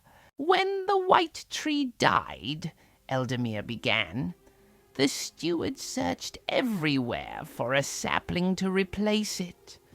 The old law says that when a white tree dies, a new one will spring up nearby, a child of the old tree ready to take its place. But no sapling was found. They searched the court, the surrounding gardens, even sent men to search the lower levels of the city and the countryside beyond. Nothing. The failure to find a sapling was seen as a terrible omen," he continued. "Some said it meant the line of kings was truly ended, that there would be no restoration, that Gondor's glory had passed forever. But others, wiser perhaps, said that the prophecy was clear. The tree would bloom again when the king returned. Not before. The very fact that no sapling appeared meant that the king's return was not yet at hand. But I could not accept that," Eldamir said quietly. "I could not accept that all the knowledge, all the botanical heritage of these sacred trees should be lost simply because the time was not yet right. What if the king does return? But centuries from now, when everyone who knew how to tend these trees is long dead? What if he comes and we have nothing to offer him but a dead stick in a courtyard?" He stood and moved among his plants, touching a leaf here, checking the soil there. "So I began to collect," he said. "Carefully, secretly, over many years. I took cuttings when I could. I traded letters with the elves in Lothlorien and Rivendell, begging for seeds or saplings. I studied the ancient texts in the library here in the Citadel, learning everything I could about the white trees and their cultivation. This room was discovered by chance," Eldamir continued. "I was searching for a quiet place to store some gardening tools, and I found this old chamber that had been forgotten, built into the wall during the earliest days of the city, and then sealed off when new construction made it redundant. I saw immediately that the northern light and the warm air rising from below made it perfect for growing delicate plants. I claimed it for storage, which was true enough, though what I stored here was not tools, but living things. For 50 years I have tended this secret garden," he said, and there was pride in his voice now, mixed with something that might have been defiance. "For 50 years I have preserved the knowledge and the living essence of these trees, so that when the time comes, if the time comes, we will be ready." Míriel looked around the room with new eyes, seeing now not just plants, but a lifetime of devotion and hope made manifest. "This is incredible," she said softly. "But Master, surely the steward should know. This is too important to keep secret." "Perhaps," Eldamir admitted.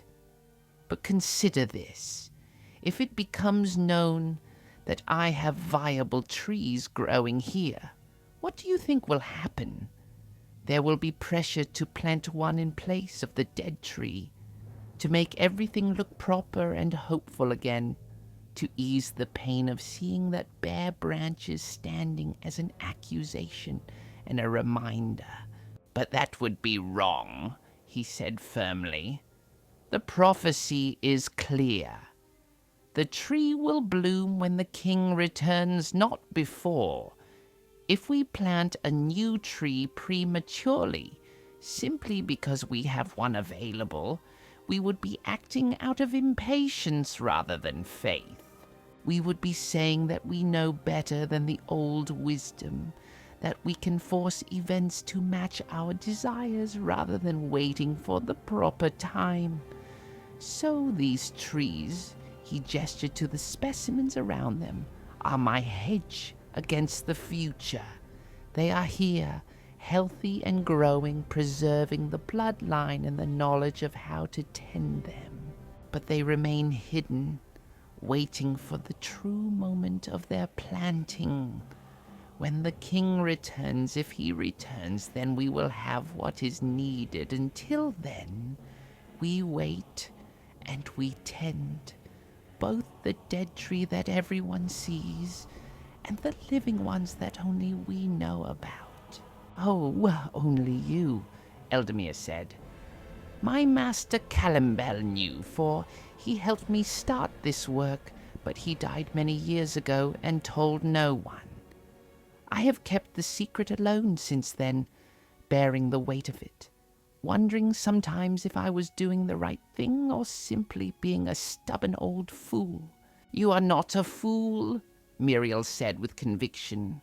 This is wise and wonderful, Master Eldamir. You have kept hope alive in a way that no one else thought to do. When the king comes, whether in our lifetime or 100 lifetimes from now, this work will matter. Someone will need to know how to tend these trees, and you have preserved that knowledge. Thank you, child, Eldamir said, and his eyes were bright with emotion. It eases my heart to share this burden with another, and it is time, I think, for you to learn what I know, so that when I am gone, the work will continue. He spent the next several hours teaching her about the trees. He showed her how to read the signs of their health in the color of their leaves and the texture of their bark. He explained the careful balance of water and nutrients they required, more delicate than common plants, more sensitive to changes in their environment. There were books here too, Míriel discovered. Ancient texts that Eldamir had copied by hand from volumes in the Citadel library, preserving the botanical knowledge of the elves and the Númenorians.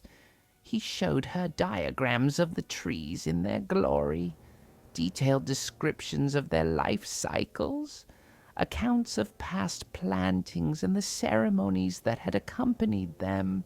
All of this must be learned, Eldamir said, not just with the mind but with the hands and heart. You must tend these trees yourself. Come here regularly. Develop the feel for what they need. In time, you will know them as I do, and you will be able to pass this knowledge to your own apprentice when the time comes. I will, Míriel promised. I will learn everything you can teach me, Master, and I will keep the secret and tend the garden and preserve the hope just as you have done. As the afternoon faded toward evening and the first snow began to fall outside, they worked together in the hidden garden, master and student, old and young, maintaining the living heritage of the white trees.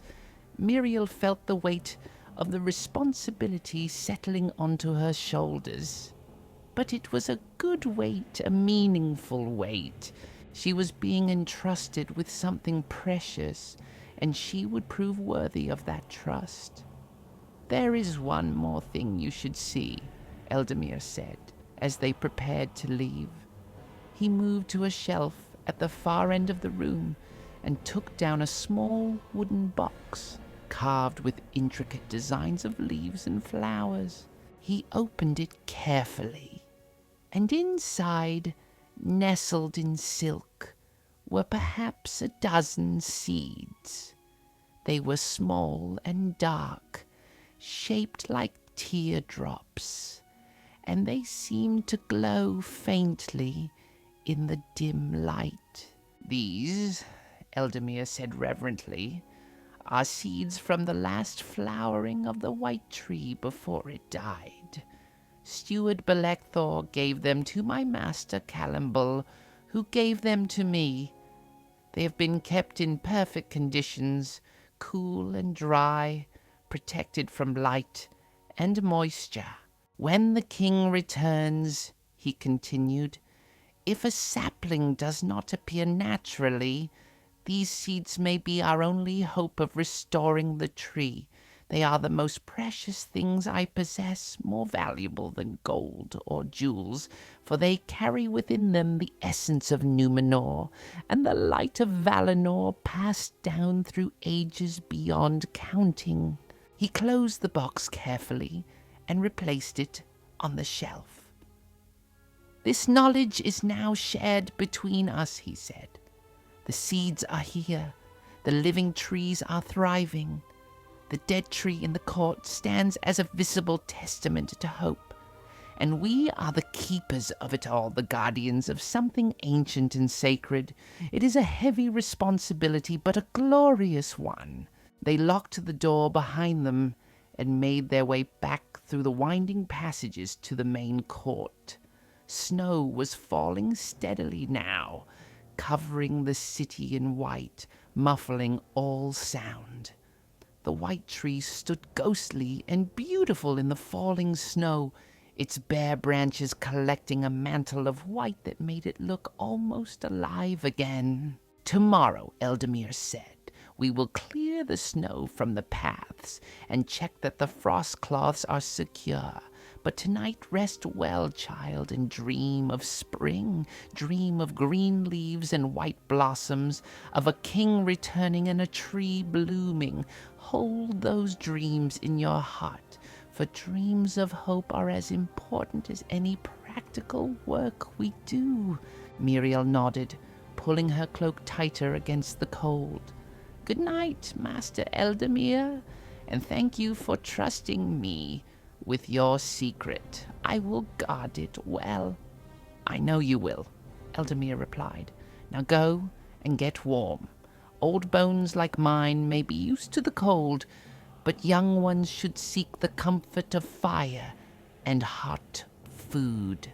They parted at the entrance to the court, Eldamir heading to his small room in the gardener's quarters, Míriel descending toward the level where she lodged with the other young women in service to the Citadel.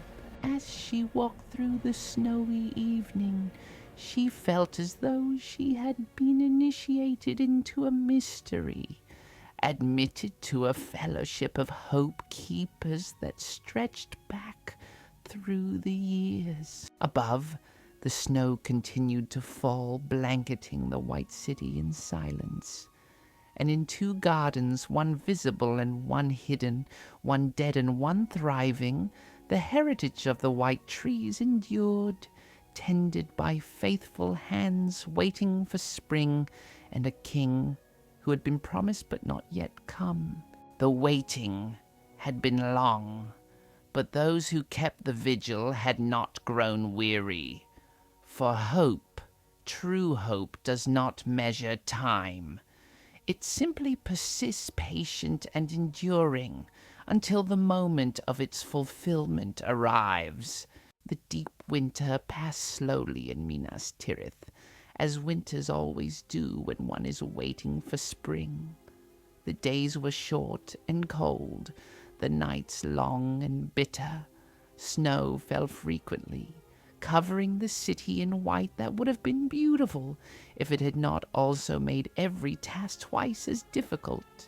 But Eldamir and Míriel maintained their vigil over the gardens, clearing paths, checking on the dormant plants beneath their protective coverings, and making regular visits to the hidden garden where the living trees continued to thrive. It was during one of these cold, grey mornings, as they worked to clear fresh snow from the court of the fountain, that they heard the sound of many feet on the stairs below. Moments later, a company of soldiers emerged into the court, perhaps 20 men in the livery of Gondor, moving with the weary shuffle of those who had travelled far and seen hard service. Their captain, a man of middle years with a scarred face and tired eyes, approached Eldamir and Míriel. "Pardon the intrusion," he said, his voice rough. "My men need water from the fountain before we report to the steward. We have come from Osgiliath, and it has been a hard march through the snow." "Of course," Eldamir said at once. "The fountain is for all who serve the realm. Please drink your fill and rest as long as you need." The soldiers moved to the fountain gratefully, cupping their hands to drink the cold, clear water or filling their canteens. Some of them sat on the benches, their shoulders slumped with exhaustion. Míriel noticed that several bore fresh bandages, and all of them had the haunted look of men who had seen combat. The captain remained standing, though he looked as weary as his men. His gaze fell on the white tree, and something in his expression shifted, becoming softer, almost vulnerable. He moved toward it slowly, as if drawn by an invisible thread, and stood before it with his hand resting on the pommel of his sword. Eldamir exchanged a glance with Míriel, then quietly approached the captain. "Heavy news from the east?" he asked gently. The captain turned, seeming to notice Eldamir properly for the first time. "You are the gardener who tends the tree," he said. It was not a question. "I am Captain Boromir of the Guard," the captain said. "We have been holding the ruins of Osgiliath against increasing pressure from Mordor.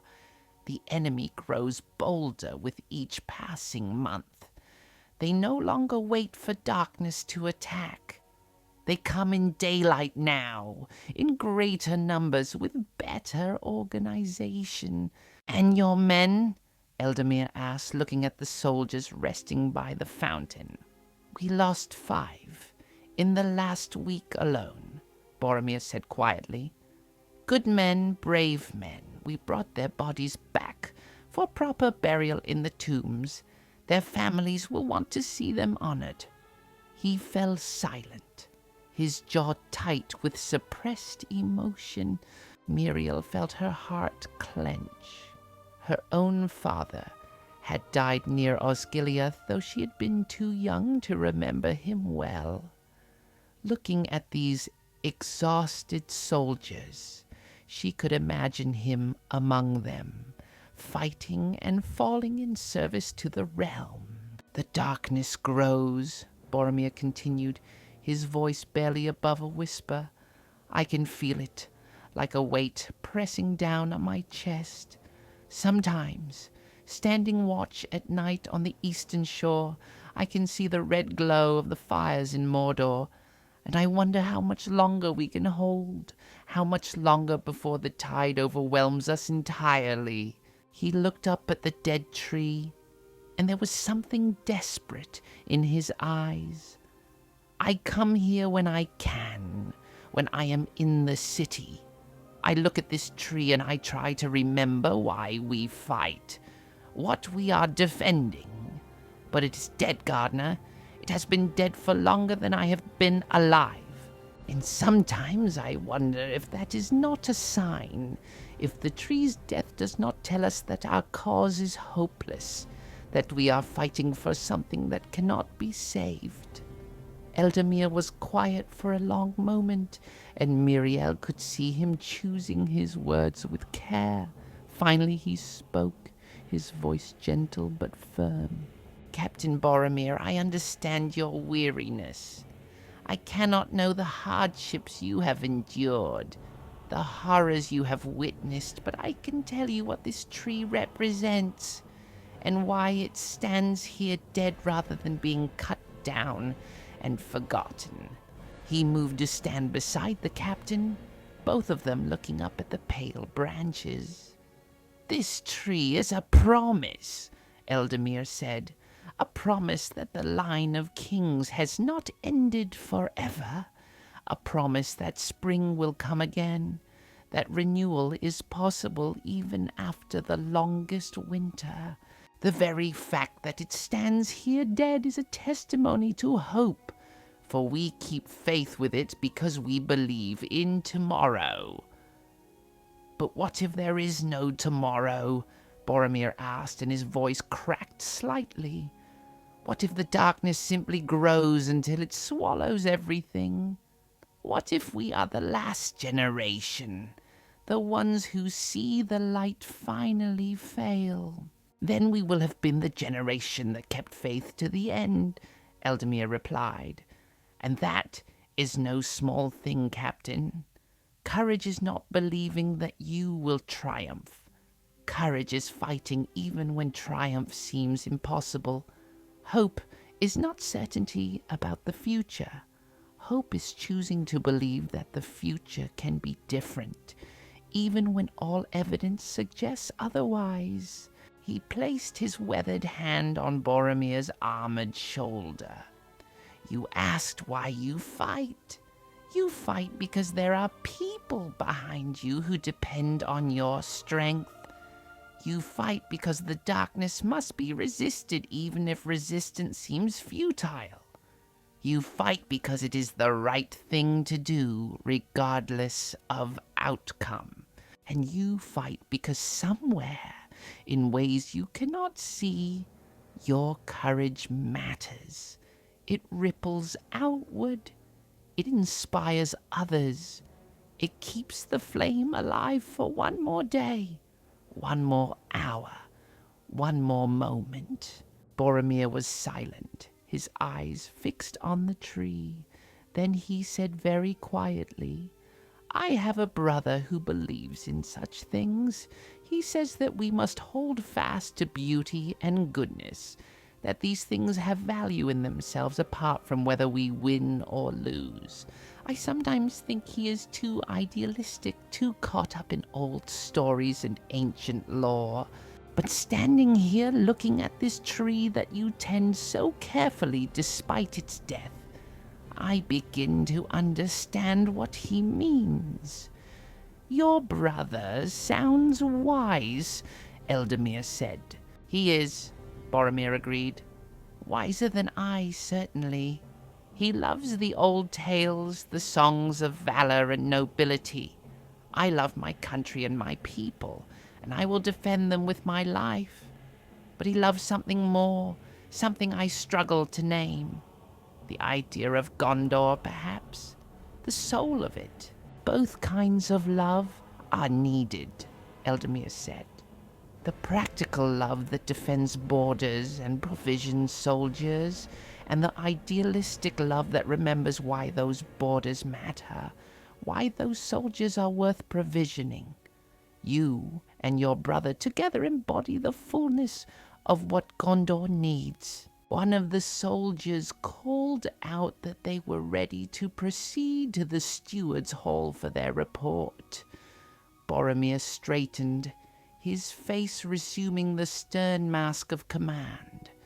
But before he turned to leave, he bowed slightly to Eldamir. Thank you, Gardener, he said. Your words have eased my heart, at least for this moment. I will try to remember them when the darkness presses close again. Go with my blessing, Eldamir replied.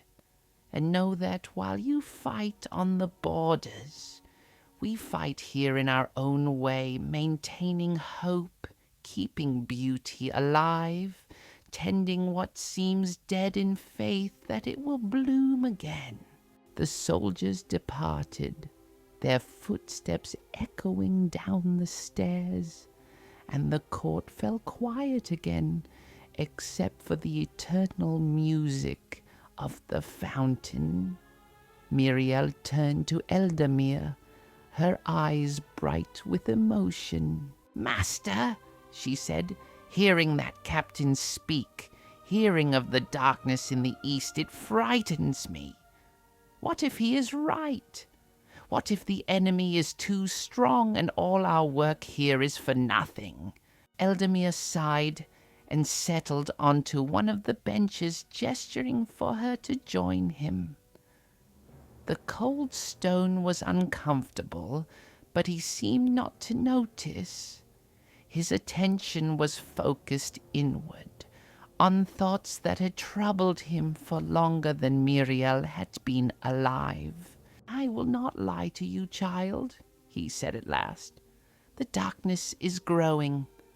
I am old, and I have seen the realm weaken over the course of my lifetime.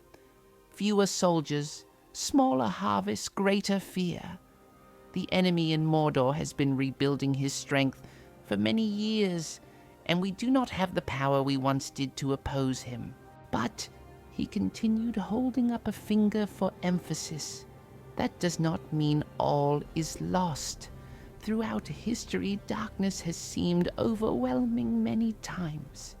In the First Age, when Morgoth ruled from Angband, and all the strength of elves and men could barely resist him. In the Second Age, when Sauron corrupted Númenor and brought about its fall.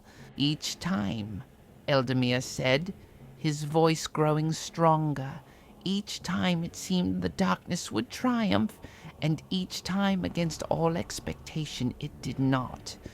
Heroes arose who had not been foreseen. Events transpired that no one could have predicted. The world is larger and more complex than we know, and hope has a way of surviving when all seems lost. I think of it like my work in the hidden garden," he continued. "I tend those trees, not knowing if they will ever be needed, not knowing if the king will ever return, not knowing if any of my preparations will matter. But I tend them anyway, because that is what hope requires. Action without certainty, faith without proof, devotion without guaranteed outcome." Míriel thought about her father, who had died fighting near Osgiliath, who had likely faced the same fears and doubts that Captain Boromir had expressed. "Do you think my father died for nothing?" she asked quietly. "No," Eldamir said at once, and his voice was fierce with conviction. "Never think that, child. Your father died defending something precious. He bought time with his life, time for crops to grow, for children to be born, for love to flourish, for beauty to exist for a little longer. That is never nothing. That is everything. Every day that the darkness is held back is a victory," he continued. "Every hour of peace is precious. Every moment of joy or beauty or kindness that exists because someone stood in the gap and said no further, that matters. We cannot see the whole pattern. We are like weavers working on the underside of a tapestry, seeing only knots and loose threads, not the picture that is taking shape on the other side. But we must trust that there is a picture, that our threads are part of something larger." He stood and walked to the white tree, placing his hand on its bark, as he did so often. "This tree died 200 years ago," he said, "and yet I tend it. Your father died 3 years ago, and yet his sacrifice continues to matter. The soldiers who fell last week near Osgiliath, their courage still echoes through the realm. Nothing good is ever truly wasted, Míriel. Even if the darkness comes and swallows everything, even if this city falls and the tree is destroyed, the fact that we kept faith, that we tended beauty and maintained hope, that will have meant something, that will have been worth doing." Míriel came to stand beside him, looking up at the tree with new eyes. "Sometimes," she said softly, I wish I had your faith, Master Eldamir. You make it seem so simple, so clear. But I am young, and I am afraid. Fear and faith are not opposites, Eldamir said gently. Fear is natural and reasonable when facing true danger. Faith is choosing to hope and act and love despite that fear. I am afraid too, child. I am afraid that the darkness will come before the king returns. I am afraid that all my work will be for nothing. I am afraid that these gardens I have tended for 70 years will be overrun and destroyed. But I choose every day to act as if hope is warranted. That is all any of us can do. They stood together in silence for a long moment, the old gardener and his young apprentice, while the winter wind whistled around the towers of the citadel, and the fountain sang its endless song. The white tree stood between them and the east, a pale sentinel against the darkness that gathered beyond the mountains. Come, Eldamir said at last. There is still work to be done, and idle hands make for troubled thoughts. Let us check the rose beds and see that the coverings are secure, and then I think we should visit the hidden garden. Those trees need tending, and perhaps it will comfort us to work with living things for a while. They returned to their tasks, falling into the familiar rhythms of their work. And though the news from the east was troubling, though the darkness seemed to press closer with each passing day, still they tended the gardens with care and devotion. For that was their duty and their gift, to maintain beauty and hope in a world that desperately needed both. The afternoon passed in quiet labor, and when evening came, and they descended from the court to seek food and rest, they carried with them a renewed sense of purpose. The fight against darkness took many forms. Some fought with swords on distant borders, others fought with hope and beauty and stubborn faith in the heart of the city. And in the hidden garden the living trees grew stronger, waiting for the day when they would be needed, tended by hands that refused to give up hope, no matter how long the winter or how deep the darkness. For spring would come. It always did, eventually. And when it came, those who had kept faith through the longest night would be ready to welcome it. A week after her conversation with Eldamir about the shadows in the east, Míriel found herself restless. The winter had settled into a cold routine, and while there was always work to be done, much of it was repetitive. Check the protective coverings, clear the snow, maintain the underground chamber, record observations. She thought often about what Eldamir had told her, about the rangers and soldiers defending the borders, about her father's sacrifice, about the growing darkness in Mordor. She found herself looking eastward from the citadel's walls, trying to see what might be gathering beyond the mountains. But distance and weather obscured everything, and she saw only clouds and snow. It was on a morning of particularly bitter cold that Eldamir surprised her with an unexpected proposal. "Come, child," he said as they finished the early tasks in the court. "There is little urgent work today, and I think it is time I showed you some of the older parts of the citadel. You should know these places, understand their stories. They are part of the heritage you will one day keep." Míriel eagerly agreed, and they set off not down toward the lower levels of the city, but deeper into the citadel itself, through passages she had never explored. Eldamir led her to a small door set in the ancient wall, one that looked like it had not been opened in years. "This door," Eldamir said, "leads to the older sections of the fortress, parts that date back to the founding of the city. Few people come here now. Lord Denethor's household uses the newer halls, and these ancient places are mostly empty, visited only by the occasional scholar or, well, by old gardeners who remember when they were young." The corridor beyond was narrow and carved from the living rock of the mountain itself.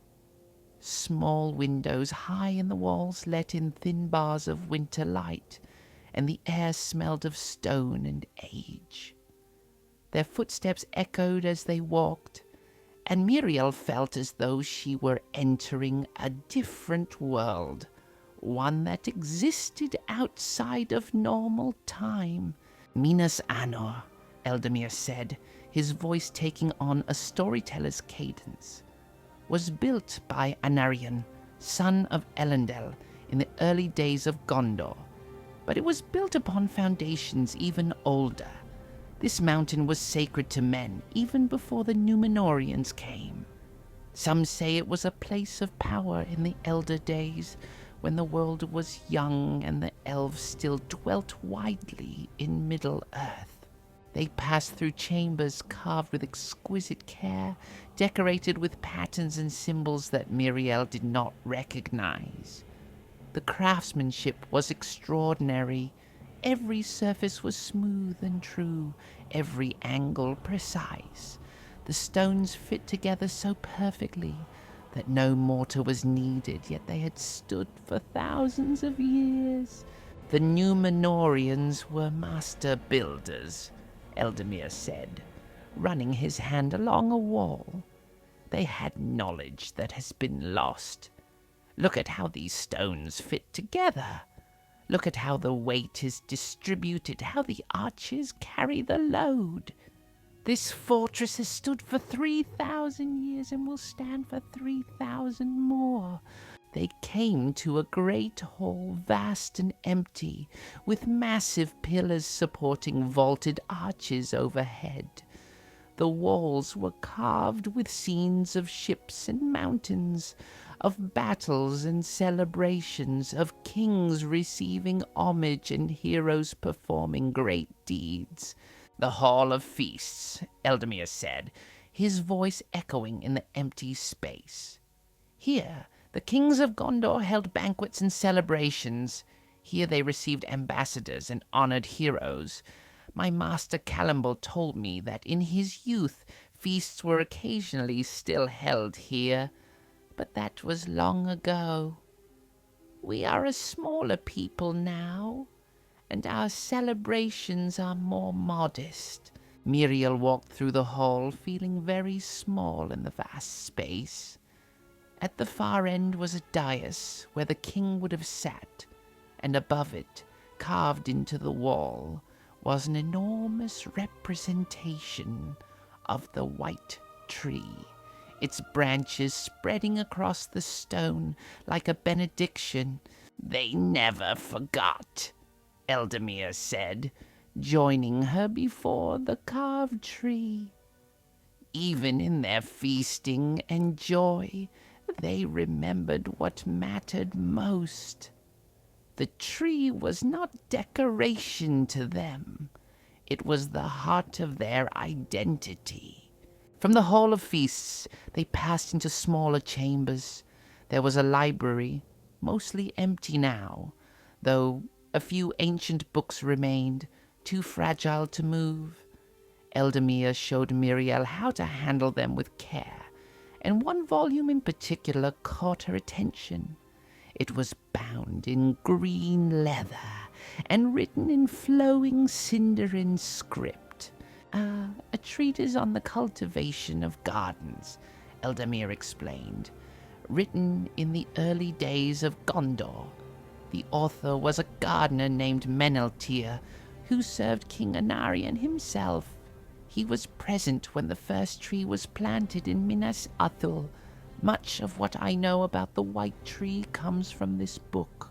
He turned the brittle pages gently, showing her diagrams and descriptions. "We are connected to him," Eldamir said softly. "Across 3,000 years, he tended trees of the same lineage. He faced the same challenges. When I read his words, I feel as though he is speaking directly to me, gardener to gardener." They descended a narrow spiral staircase into the depths of the mountain and emerged into another great chamber. This one was dominated by a massive throne carved from a single block of black stone, inlaid with silver in the form of stars in the white tree. "The Hall of Kings," Eldamir said, his voice hushed with reverence. "Here the kings of Gondor sat in judgment. The throne has been empty for nearly 1,000 years, but it waits, as the tree waits, for the king who will come again." Míriel approached the throne slowly, almost afraid. It was magnificent and terrible in its emptiness, a declaration carved in stone that the rightful ruler was absent. The back of the throne was covered in runes in the ancient script of Númenor. "What do they say?" she asked. Eldamir read them aloud. "Here sits the heir of Elendel, who bore the white tree from Númenor, who founded this realm in righteousness, who shall rule in wisdom and justice." It is both a statement of legitimacy and a promise of how the king should rule. "The stewards," he continued, "do not sit upon this throne. They have their own chair in the hall of the tower. To sit here would be to claim kingship, and that they will not do. They remain faithful to their trust even after 1,000 years." They stood before the throne in silence, and Míriel felt the weight of history pressing upon her. This was not just an empty chair.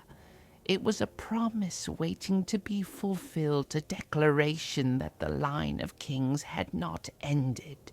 The very existence of the throne, empty and waiting, was an act of faith as profound as the tending of the dead tree above. "I used to come here when I was younger," Eldamir admitted. "When the work was hard and I doubted the point of my efforts, I would sit before this throne and remember that greater men than I had kept faith through worse trials. Their faith sustained the realm through 3,000 years. If they could endure, so could I. From the Hall of Kings they climbed again, ascending to another chamber.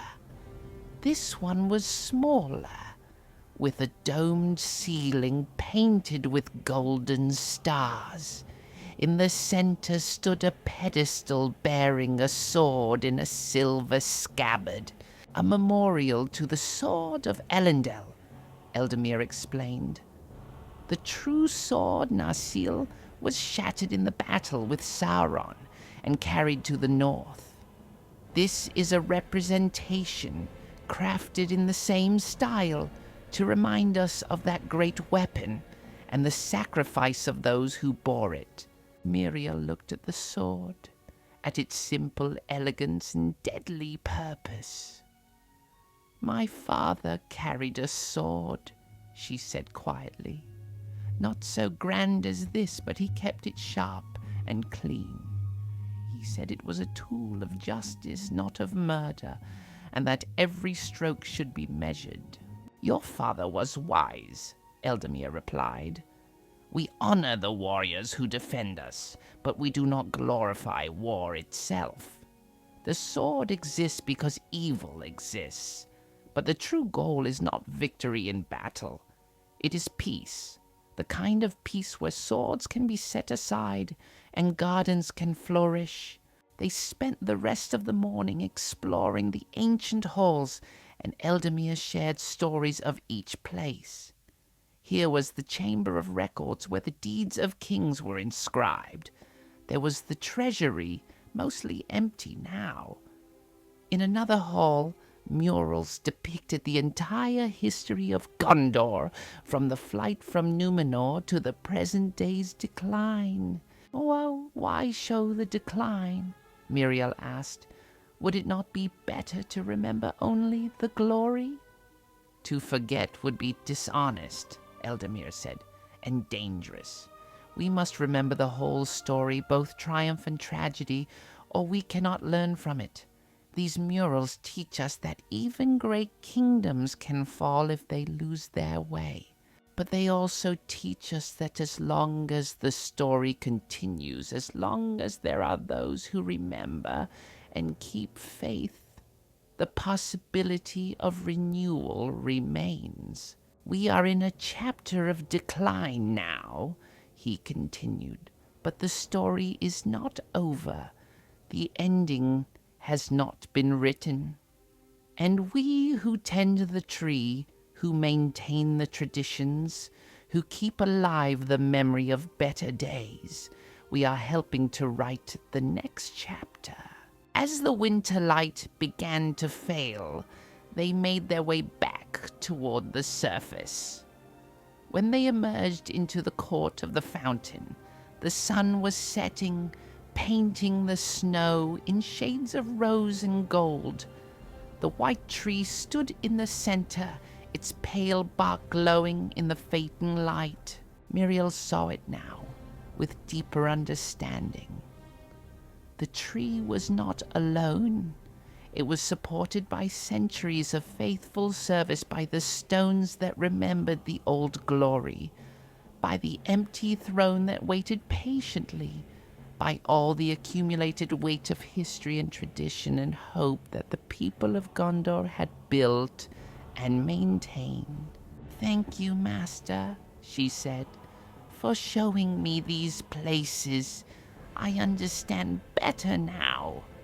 The tree is part of something much larger, something that connects past to present and reaches into the future.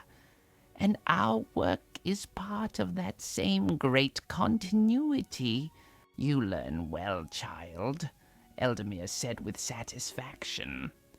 "We are not isolated individuals doing isolated tasks. We are links in a great chain, and each link matters. If we break, the chain is weakened, but if we hold strong, the chain endures." They stood together as the last light faded and the stars appeared overhead. The same stars that had looked down on Númenor, that had witnessed the founding of Gondor, that would still be shining long after all kingdoms had passed. And beneath those stars, the old gardener and his young apprentice kept their watch, faithful servants of hope that refused to die, no matter how long the night might last. Spring had fully arrived in Minas Tirith. The gardens of the court of the fountain were alive with color and fragrance, roses blooming in shades of white and pink and deep crimson, lavender releasing its soothing scent on the warm breeze, herbs growing thick and green in their neat beds. The fountain sang its eternal song, and the water that splashed from it caught the sunlight and threw it back in dancing sparkles. Everything spoke of renewal, of life returning after the long sleep of winter. Everything, that is, except the white tree. It stood as it always had, pale and lifeless, its bare branches reaching toward the sky in silent supplication. But now, surrounded by the lush growth of spring, its death seemed even more pronounced, a stark reminder in the midst of abundance. Míriel had been Eldamir's apprentice for nearly a year now, and the work of the gardens had become second nature to her. She could read the needs of plants at a glance, knew which herbs needed more water and which preferred drier soil, could identify diseases before they spread, and knew how to treat them. Her hands had grown strong and sure from the labor, and her knowledge had deepened through Eldamir's patient teaching and her own careful observation. But more than practical skills, she had learned something deeper. She had learned to see the gardens not just as her workplace, but as her calling, her contribution to the great work of keeping hope alive in Gondor. She had learned to tend the dead tree with the same devotion that Eldamir showed, understanding now that the act of tending mattered as much as any result that might come from it. It was on a particularly beautiful evening in late spring, with the sun setting in shades of gold and rose, that Eldamir came to find her as she was finishing the day's work. His face was serious, and she could see something weighty in his expression. "Míriel," he said, "I would ask something of you tonight, if you are willing. It is not required of your apprenticeship, but it would mean much to me." "Of course, master," she replied at once. "Whatever you need. Tonight is the anniversary of the tree's planting," Eldamir said. "The first white tree was planted in this court exactly 2,473 years ago, in the days of King Isildur. It is my custom, on this night, to keep vigil here in the court from dusk until dawn, watching over the tree, remembering the history it represents, praying for the return of the king. I have kept this vigil alone for many years," he continued, "but I am old now, and I find myself hoping that I will not always be alone in this duty. When I am gone, someone must continue this tradition, this remembrance. Would you keep vigil with me tonight, child? Would you learn this practice so that you might carry it forward when my time is done?" Míriel felt the weight of what he was asking, the trust he was placing in her. This was not just about staying awake through one night. It was about being initiated into a sacred tradition, about accepting the mantle of keeper that Eldamir had worn for so long. "I would be honored," she said quietly. "Thank you for trusting me with this, master."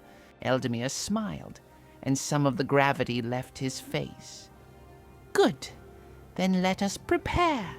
We will need warm cloaks, for the night grows chill even in spring, and I will bring some provisions, simple food and drink to sustain us through the long hours. Meet me here when the sun has fully set." Míriel hurried to her room and gathered what she would need: a heavy cloak of wool, soft and warm, a cushion to sit upon, for the stone benches would grow uncomfortable over many hours. She also brought her journal, thinking that perhaps the quiet of the night would be a good time to record her thoughts and observations. When she returned to the court, the sun had just slipped below the western mountains, and the sky was that deep blue that comes between day and night. Eldamir was already there, sitting on a bench near the white tree with 2 oil lamps burning on the ground beside him. He had brought a basket with bread, cheese, dried fruit, and a jug of water, as well as his own cloak and cushion. "Come, sit," he said, gesturing to the space beside him. The vigil begins when the first star appears. They sat together in comfortable silence, watching the sky deepen and the stars emerge one by one. The city below them was settling into its evening rhythms, lights appearing in windows, the sounds of doors closing, and voices calling good nights drifting up from the lower levels. But here in the court, all was peaceful and still. When the first star blazed forth in the eastern sky, Eldamir stood and walked to the white tree. He placed both hands upon its trunk and bowed his head. "We keep watch," he said, his voice clear in the quiet. "As this tree has stood watch over Gondor, so we stand watch over it. As it has waited patiently for renewal, so we wait with it. As it has kept faith through long years of death, so we keep faith with it. May the king return, may the tree bloom, may the light overcome the darkness." It was a simple prayer, or perhaps more of a statement of purpose, but Míriel felt the power of it. This was what the vigil was about. Solidarity with the tree, a sharing of its patient endurance, a visible demonstration that the wait was not meaningless. Eldamir returned to the bench and settled himself with a small sigh. "And now we wait," he said.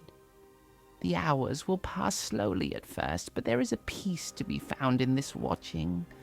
Let your mind wander where it will. Think, pray, remember, dream. There is no wrong way to keep vigil, as long as you remain present, attentive to the tree and to the night." The first hours passed in gentle conversation. Eldamir told stories of previous vigils he had kept, some during storms when the rain had poured down and the wind had howled, others on nights so clear and still that every star seemed close enough to touch. He spoke of the thoughts that came to him during these long watches, insights about the nature of time and patience, about the value of ritual and repetition, about the strange peace that could be found in simply being present without needing to act or achieve. "There is so much in life that demands hurry," he mused. "So many tasks that must be completed, so many urgent matters pressing for attention. But here, in this vigil, there is no hurry. The tree has waited for 200 years. It can wait through one more night. We are not here to fix anything or change anything. We are simply here to be, to witness, to remember." As the night deepened and the city grew quiet, their conversation trailed off into comfortable silence. Míriel found herself sinking into a meditative state, aware of the tree before her, the stars above, the cool night air on her face, the solid stone beneath her. Time seemed to stretch and slow, each moment expanding to hold more than it normally would. Around midnight, Eldamir rose and walked slowly around the tree, checking its trunk and branches as he did every day, but with an extra tenderness now, in the lamplight and stillness. Míriel watched him, seeing in his bent form and careful movements a lifetime of devotion made visible. This man had given his whole life to this work, had spent 7 decades tending gardens and keeping faith, and he had never wavered, never given up, never allowed despair to triumph over hope. When he returned to the bench, he was carrying something. It was a small wooden box, worn smooth with age and handling. "I want to show you something," he said, sitting down and opening the box. Inside were letters, dozens of them, folded and tied with ribbon. "These are letters I have written over the years but never sent. Letters to the king, whoever and wherever he may be.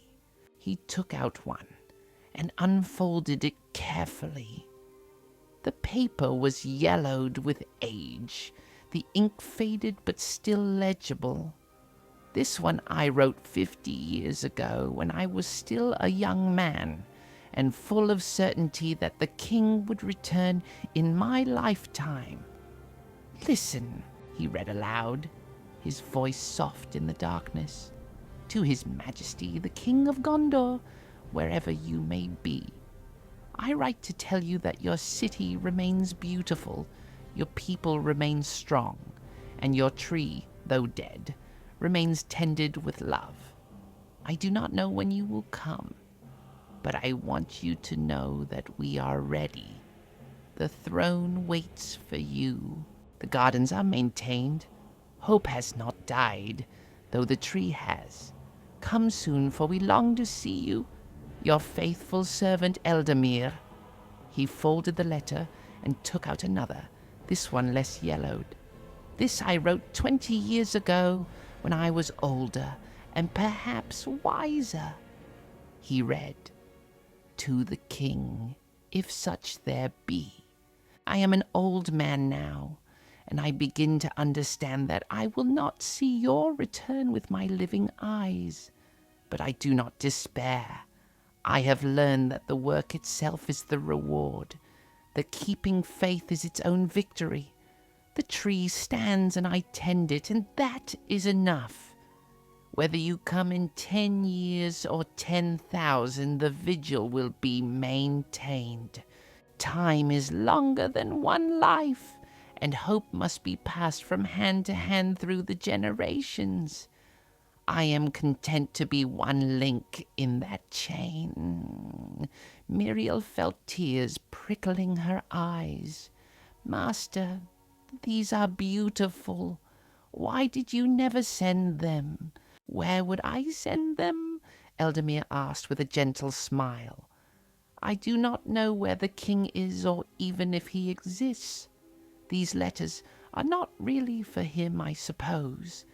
They are for me, a way of clarifying my own thoughts, of reminding myself why I do this work, and now perhaps they are for you as well. He placed the box in Míriel's hands. When I am gone, these will be yours. Perhaps you will write your own letters to add to the collection. Perhaps your apprentice, when you have one, will do the same. A chain of faithful servants, each writing to a king, who may never read their words, but writing nonetheless, because the act itself matters. Míriel held the box carefully, feeling the weight of the trust he was giving her. I will treasure these, she promised, and yes, I will write my own letters when the time comes. The night continued its slow progress. Around the 3rd hour past midnight, Míriel found herself fighting drowsiness. Her eyes grew heavy, and she had to force them open repeatedly. Eldamir noticed and chuckled softly. The hardest part of the vigil, he said. This is when the body most wants sleep, when staying awake requires true effort. But this is also when the vigil has the most meaning. Anyone can stay awake when they are alert and comfortable. To stay awake when every part of you wants to sleep. That is an act of will, a small sacrifice offered in service of something greater than yourself. Tell me a story, Míriel said, shaking her head to clear it. Something to keep me alert. Eldamir thought for a moment, then began. Very well. I will tell you about the night I almost gave up. It was about 30 years ago, he said, and I had been tending the tree for 40 years at that point. The tree had been dead for a decade, and I was beginning to feel the weight of it. the seeming pointlessness of tending something that would never bloom again. I was not young anymore, and I was tired, and the political situation in Gondor was troubling. There were rumors of war, reports of increasing attacks from Mordor, whispers that the realm was weakening and would soon fall. One night, Eldamir continued, I came to the court after a particularly difficult day. I had heard that another outpost had fallen, that more soldiers had died, and I looked at this dead tree standing here like a tombstone marking the grave of Gondor's hopes, and I thought, what is the point? Why am I wasting my life on this futile gesture? Míriel leaned forward, fully alert now, caught by the story. What did you do? I sat here, exactly where we are sitting now, Eldamir said, and I wept. I wept for the tree, for the realm, for my own wasted years. I wept until I had no more tears, and then I just sat in empty despair, feeling nothing. And then, he continued, I noticed something. A moth had landed on one of the tree's branches. It was a night moth, pale white with delicate wings, and it was resting on the dead wood as if the tree was still alive, still offering shelter and rest to living things. And I watched this moth, and I realized something profound. The tree may be dead, Eldamir said, but it still serves a purpose. It still offers a place for moths to rest. It still provides a focal point for the court, a center around which the gardens are arranged. It still reminds people of what was and what might be again. And more than that, the act of tending it, the act of keeping faith even when faith seems foolish, that changes the one who does it. It had changed me, made me more patient, more hopeful, more aware of the long sweep of time and the value of small acts repeated faithfully. So I dried my tears, he said, and I stood, and I placed my hand on the tree, and I made a vow. I would tend this tree until I died, or until the king returned, whichever came first. I would not give in to despair. I would not abandon my post. And from that night on, I have kept that vow, and I have never again doubted the worthiness of this work. Thank you for sharing that with me, Míriel said softly. It helps to know that even you have had moments of doubt. It makes me feel less alone in my own struggles. We all have doubts, Eldamir replied. That is part of being human. Faith is not the absence of doubt. It is the choice to continue despite doubt, to hope despite uncertainty, to love despite the risk of loss. Anyone can be faithful when everything is going well. True faith is tested in darkness, and it is in those dark moments that we discover what we are truly made of. The hours continued to pass. They ate some of the food Eldamir had brought, simple fare that somehow tasted better in the middle of the night than it would have in daylight. They spoke of many things, the gardens and their needs, the political situation in Gondor, Míriel's memories of her father, Eldamir's memories of his youth in Lossarnach, but always they returned to the tree, their gaze drawn to its pale form standing sentinel in the lamplight. Around the 5th hour of the morning, as the stars began to fade and the sky started to lighten in the east, Míriel experienced something she had not expected. A sense of deep peace settled over her, a feeling of being exactly where she was meant to be, doing exactly what she was meant to do. The tree before her, dead though it was, seemed beautiful in that moment, its bare branches reaching upward like arms lifted in perpetual prayer. Eldamir smiled, his weathered face soft in the pre-dawn light. Yes, that is the gift of the vigil. In the quiet hours when the world sleeps and we remain awake, there is a thin place between what is and what might be, between the earthly and the eternal. We touch something larger than ourselves, something that gives meaning to all our small efforts. As the sun began to rise, painting the sky in shades of pink and gold, Eldamir stood one last time before the tree.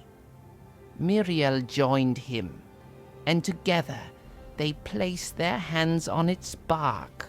"The vigil ends," Eldamir said. "The night has passed, and we have kept watch.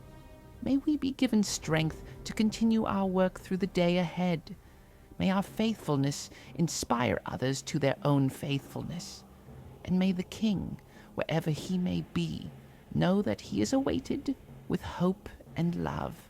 They gathered their belongings and prepared to begin the new day's work.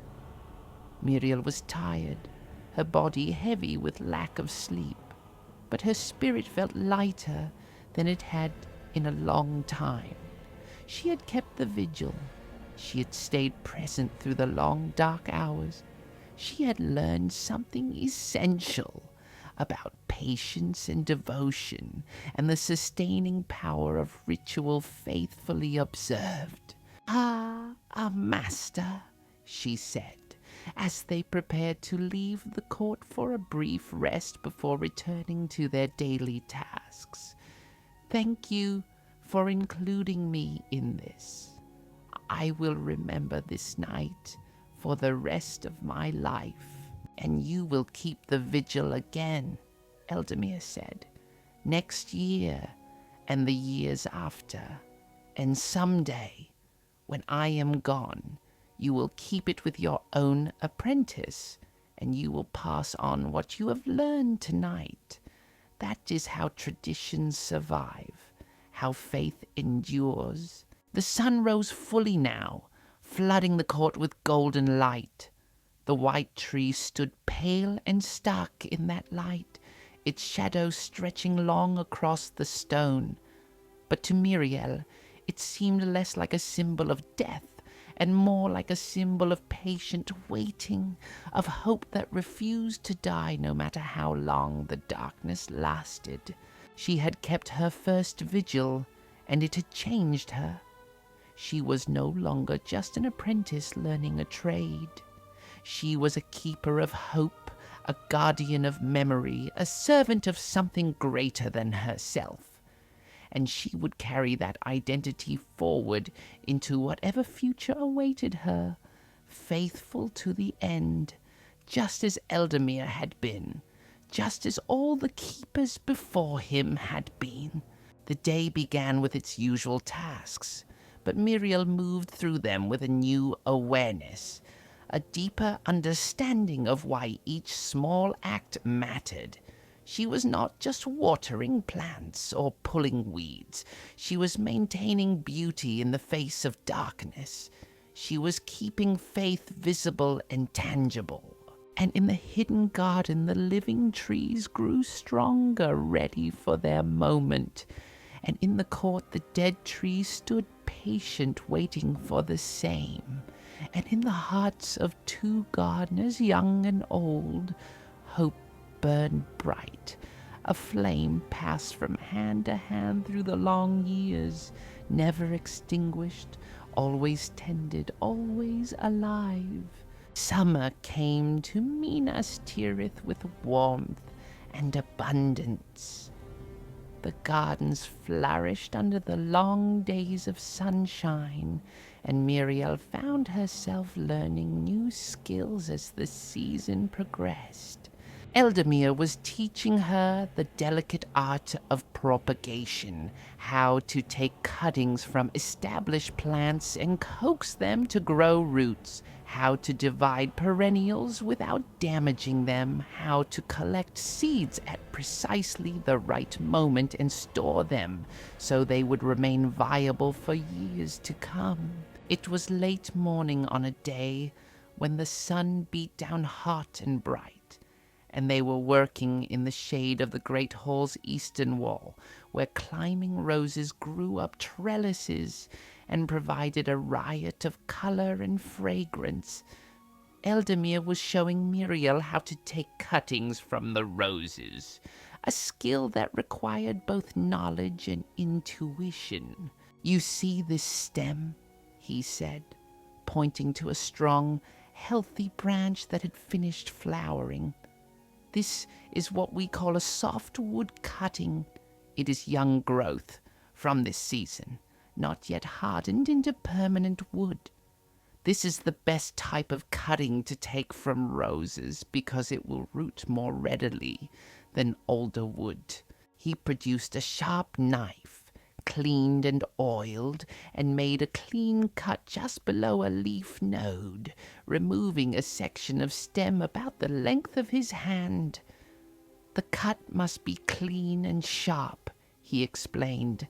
"A ragged cut will allow disease to enter, and the cutting will fail."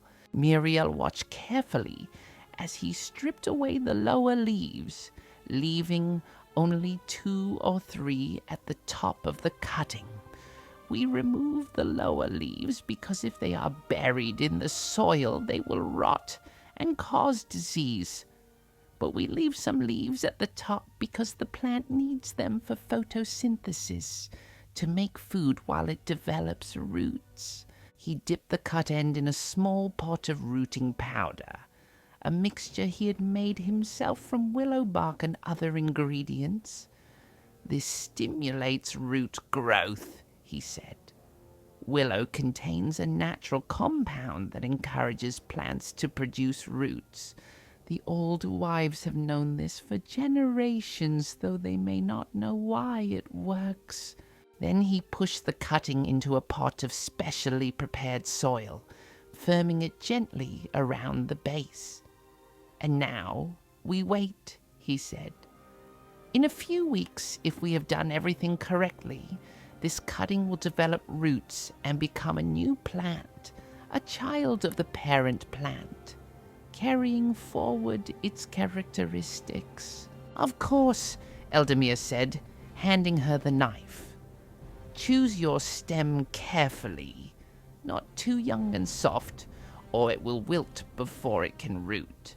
Not too old and woody, or it will be too stubborn to produce roots. You are looking for that middle stage when the stem is mature enough to be strong, but young enough to be flexible." Míriel studied the rose bush, running her fingers along various stems, feeling their texture and flexibility. Finally, she selected one that seemed right, neither too soft nor too hard, and she made her cut, trying to match the clean angle that Eldamir had demonstrated. She stripped the leaves away, then dipped the cutting in the rooting powder and planted it in the prepared pot, firming the soil just as Eldamir had shown her. When she was finished, she looked up at him hopefully, and he smiled. "Well done," he said. "That is an excellent first attempt. With practice, you will develop a feel for it, an intuition about which cuttings will succeed and which will fail. Some of this is skill that can be taught, but some of it is simply experience, learning from success and failure over many attempts." They continued working through the morning, taking cuttings from various plants in the garden. Roses, certainly, but also lavender and rosemary and sage, building up a collection of small pots that would be tended carefully over the coming weeks. Watch for signs of root growth, protected from too much sun or too much water. As they worked, Eldamir spoke, his voice taking on the contemplative tone he often used when he was teaching deeper lessons beneath the practical skills. "Taking cuttings is an act of faith," he said. "You cut a piece from a living plant, and for a time that cutting is neither alive nor dead. It exists in a liminal state, dependent entirely on your care and on its own inner reserves. Some cuttings will succeed and become strong new plants. Others will fail despite your best efforts. You cannot know in advance which will live and which will die. You can only do your best and trust the process. It is much like the work we do with the white tree," he continued. "We tend it knowing that we cannot make it bloom through our efforts alone. We can only maintain the conditions that would allow blooming to occur if the time were right. We keep the soil loose and fertile. We water it as if it were alive. We protect it from damage. We do everything that would need to be done for a living tree, even though we cannot see any result from our efforts." Míriel considered this as she worked. "But with these cuttings we will see results," she said. "In a few weeks we will know whether they have rooted. With the tree we may wait forever and never see any change." "True," Eldamir acknowledged, "but the principle is the same. We act in faith, without certainty of outcome because the acting itself has value. We learn patience. We learn to distinguish between our own efforts and the larger forces at work. We learn humility, recognizing that we are not in control of everything, that some things are beyond our power to force or rush." He moved to the next plant, a beautiful white rose that climbed halfway up the trellis. "Look at this rose," he said. "It is healthy and strong, producing abundant flowers. But do you know how many cuttings I had to take before I successfully propagated this variety? Dozens, perhaps hundreds over the years." "That is the way with all difficult things," he said. "Success comes not from a single perfect attempt, but from many imperfect attempts that teach us what we need to know. We fail, we learn, we try again. We fail again, learn more, try again. Gradually, through repeated effort, we develop the skills and knowledge we need." "I think of the stewards," Eldamir mused, sitting down on a nearby bench to rest for a moment. His old legs tired more quickly now than they once had, and he took frequent breaks during the work. "They have been ruling Gondor in the absence of kings for nearly 1,000 years. Generation after generation, they have maintained the realm, kept the borders defended, administered justice, collected taxes, maintained infrastructure, and every steward must have wondered at some point whether their efforts mattered, whether the king would ever return. But they kept faith," he continued. "Each steward did his duty as well as he could and passed the responsibility to his son. And because of their faithfulness, Gondor still stands. The city is still beautiful. The people still prosper, at least in relative terms. The tradition of service has been maintained. That is not nothing, Míriel, that is everything." Míriel settled on the bench beside him, grateful for the rest. The day was growing hot, and the work was harder in the summer heat. "Master," she said, "do you ever wonder what will become of all this? The gardens, the tree, the hidden garden with its living trees. What if the king never comes? What if, 100 years from now, Gondor has fallen and the city lies in ruins?" "I wonder it constantly," Eldamir admitted. "I am an old man, and old men think often about a legacy, about what will remain after they are gone. But I've come to understand that we cannot control outcomes. We can only control our own actions, our own faithfulness, our own effort.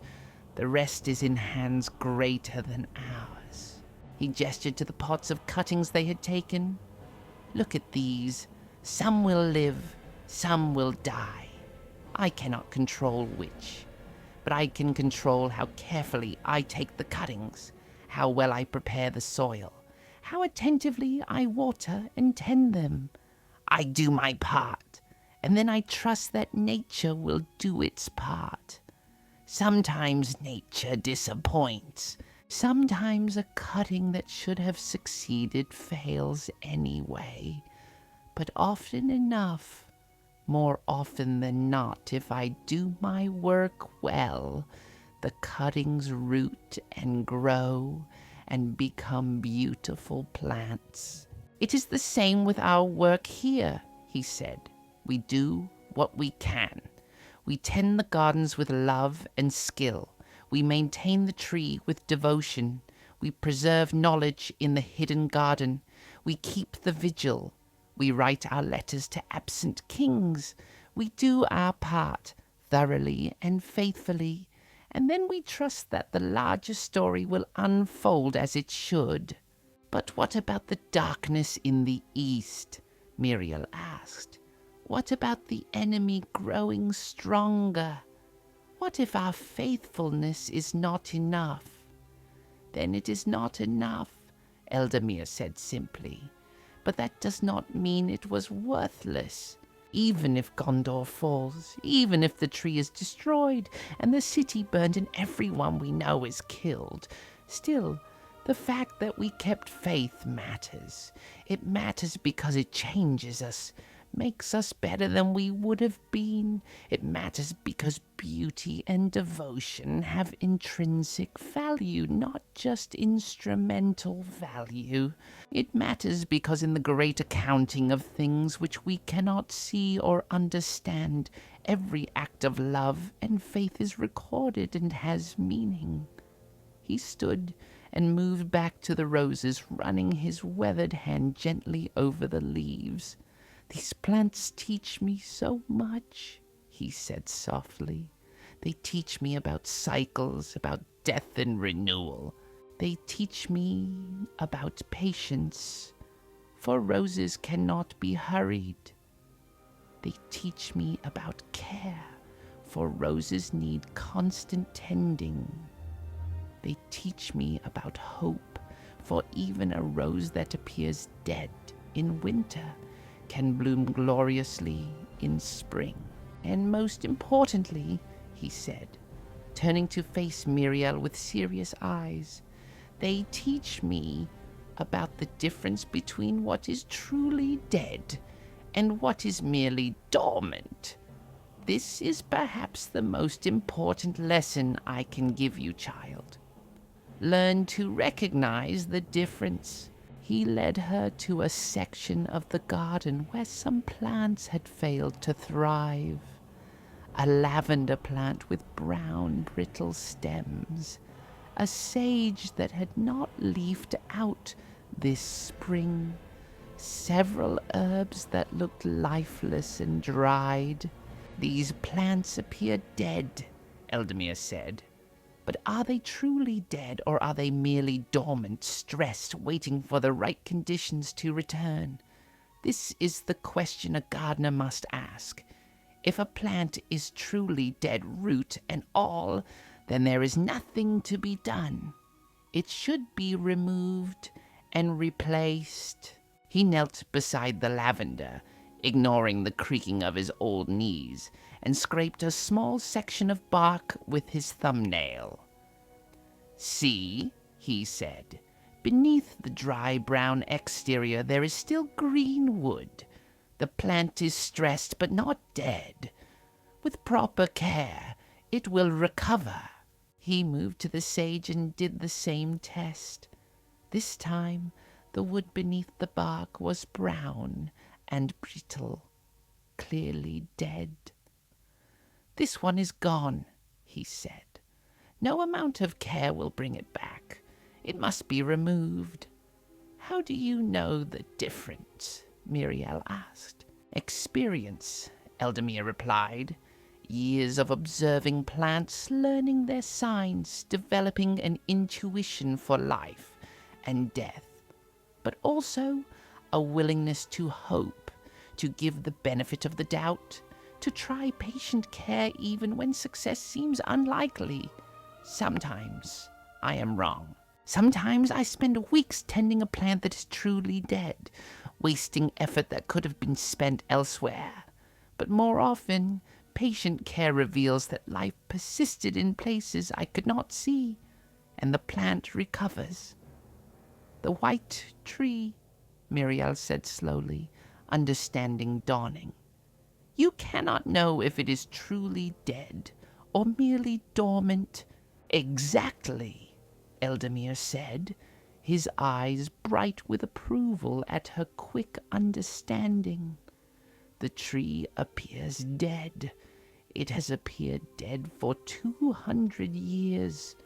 By every visible sign, it is finished, gone beyond any hope of revival. But I cannot know with absolute certainty that life does not persist somewhere in its roots, somewhere beyond my ability to detect. And so I tend it as if it might yet live, because the cost of being wrong, of abandoning something that could be saved, is too high. This is the essence of hope," he said, standing and brushing dirt from his hands. "Hope is not certainty. It is not even probability. Hope is the willingness to tend what appears dead, in case life persists somewhere beyond our sight. Hope is the choice to keep trying even when trying seems pointless. Hope is faith made visible through action." They worked through the afternoon, taking more cuttings, tending the existing plants, watering and weeding and pruning. And as they worked, Míriel felt the lesson sinking deeper into her understanding. She was learning not just how to garden, but how to live, how to maintain faith, how to persist in the face of uncertainty.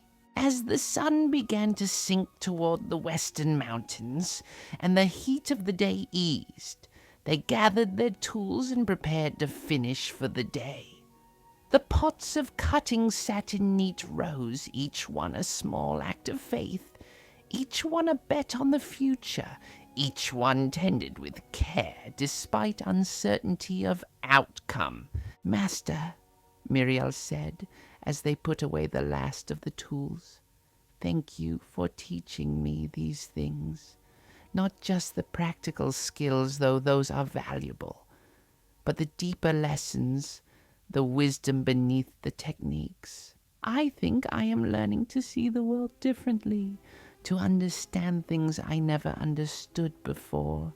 "You are a good student," Eldamir replied warmly. "Better than I dared hope for when you first came to me. You have the hands of a gardener and the heart of a keeper. When my time comes, the gardens will be in good hands." "Do not speak of such things," Míriel said, a sudden fear clutching at her heart. "You will be here for many years yet." "Perhaps," Eldamir said gently, "or perhaps not. I am old, child, and the old must think about endings. But do not fear for me or for the work. Everything we have spoken of today, all these lessons about cuttings and dormancy and faith, they apply to our own lives as well. When I die, I will be like one of these cuttings, severed from the parent plant.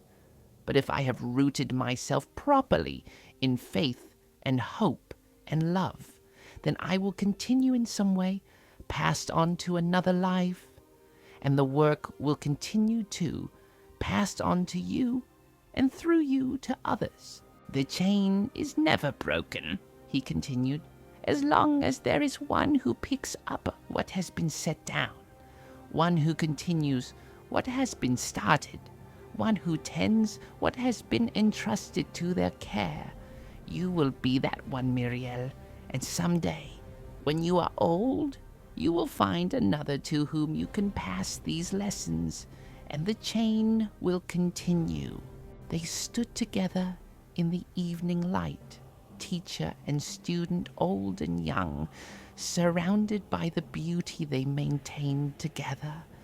And somewhere in the hidden garden, the cuttings Eldamir had taken years ago grew strong and healthy, proving that life could be preserved and passed on, that what appeared lost could be saved through patient care and faithful tending.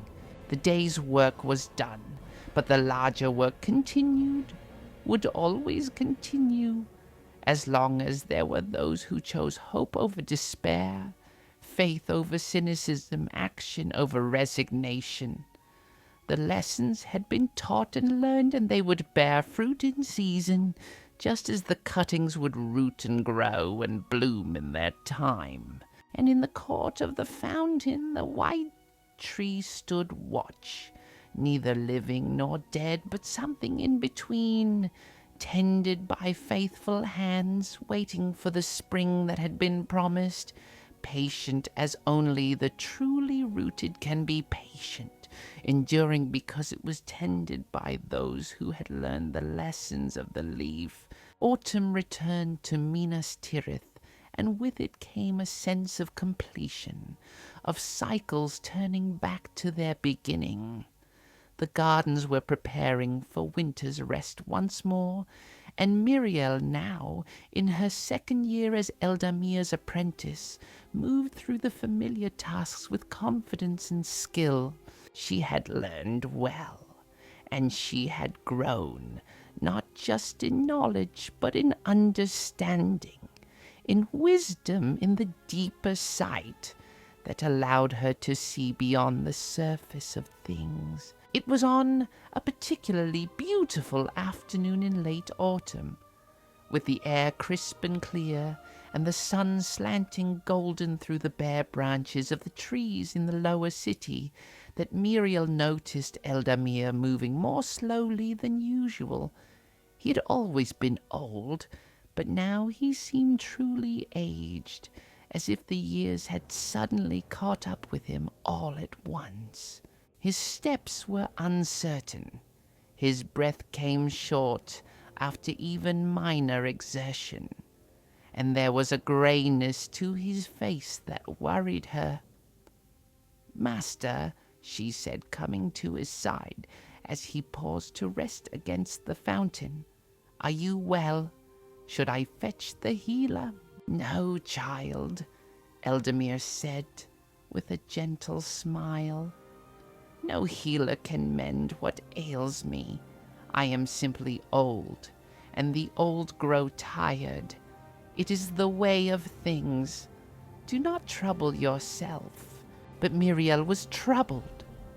Over the next few weeks she watched him carefully, seeing the subtle signs of decline. He tired more easily, needed more frequent rest, sometimes seemed to forget things or lose the thread of conversations. He was still himself, still sharp of mind and kind of heart, but it was clear that his time was drawing to a close. "Míriel," he said, "I need to speak with you about practical matters. I am dying, child. Not today or tomorrow, perhaps, but soon. Weeks, maybe months. The body knows when its time is approaching, and mine is telling me clearly that the end draws near." "Master, please," Míriel said, tears springing to her eyes. "Do not speak so. You are tired, that is all. Rest will restore you." "No rest will restore this worn-out frame," Eldamir said gently. "But do not grieve for me, child. I am not afraid. I have lived a long life, a good life, a life of purpose and meaning. I have tended these gardens for 70 years. I have kept faith with the white tree through all the long decades of its death. I have passed on my knowledge to you, ensuring that the work will continue. What more could any man ask? He took a hand in his skin paper thin and spotted with age. But we must prepare. There are things you need to know, things I must tell you before my voice is stilled. Will you listen? Of course, Míriel said, wiping her eyes with her free hand. I will listen to everything you wish to tell me. Good, Eldamir said. First, the practical matters. The key to the hidden garden, you know where I keep it. When I am gone, it will be yours, along with all the tools and the journals and the books. The seeds in the wooden box, those most precious seeds from the last flowering, they are to be kept safe above all else. The steward should be informed of the hidden garden after I am gone, he continued. Not before, for reasons I have explained. But once I am dead, there is no reason to keep it secret any longer.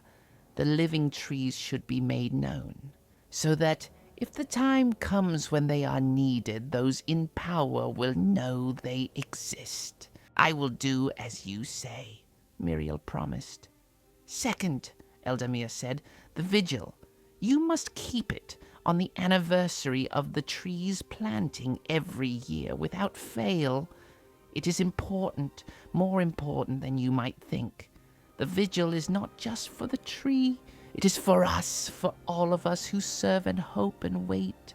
It is a reminder, a moment of intentional remembrance and recommitment.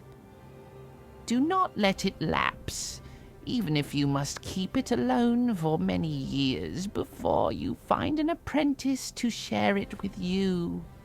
I will keep the vigil, Míriel said, I promise.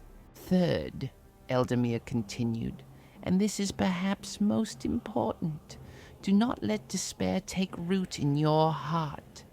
The work we do here, it can seem futile sometimes. Tending a dead tree, maintaining gardens that may be destroyed, keeping faith with a king who may never come.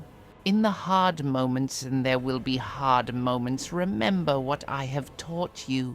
Remember that the work itself has value, that faith is its own reward, that beauty and devotion matter regardless of outcome. I will remember, Míriel said, though her voice broke on the words. And finally, Eldamir said, remember that you are not alone. Even when I am gone, even when you feel isolated and uncertain, you are part of something larger. You are one link in a chain that stretches back through centuries and will continue forward into the future. The keepers of the garden, the tenders of hope. We are a fellowship that transcends time and death. I will be with you in the lessons I have taught, in the skills I have passed on, in the wisdom that now lives in you. He released her hand and gazed out over the city, his eyes distant. I have been thinking much about legacy, he said softly, about what remains when a life ends.